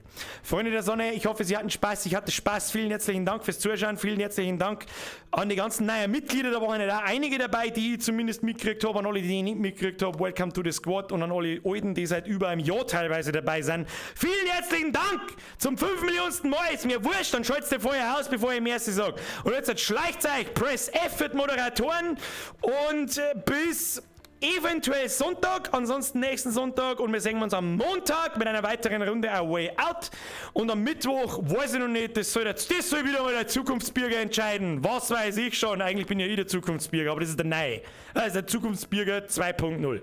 Der regelt den Shit, da ist dann Bürgerin wieder dabei am Montag und bei mir im Discord kriegt ihr am Sonntag die Ankündigung, so um 6 sind wir auf die Nacht, wie immer, was die Woche los ist und jetzt halt schleicht euch davor! Hauen Sie hinein, ich wünsche euch was. Bussi auf so, wo ist denn die Tröte, Alter?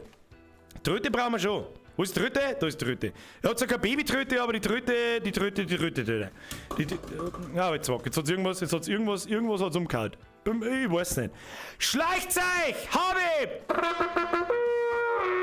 Na, das war wahrscheinlich absoluter Headphone-User Overkill, weil das Mikrofon ein bisschen da drin ein bisschen lauter ist wie das andere. Egal! Selber schuld! Das war nicht das erste Mal, jetzt schleicht's euch.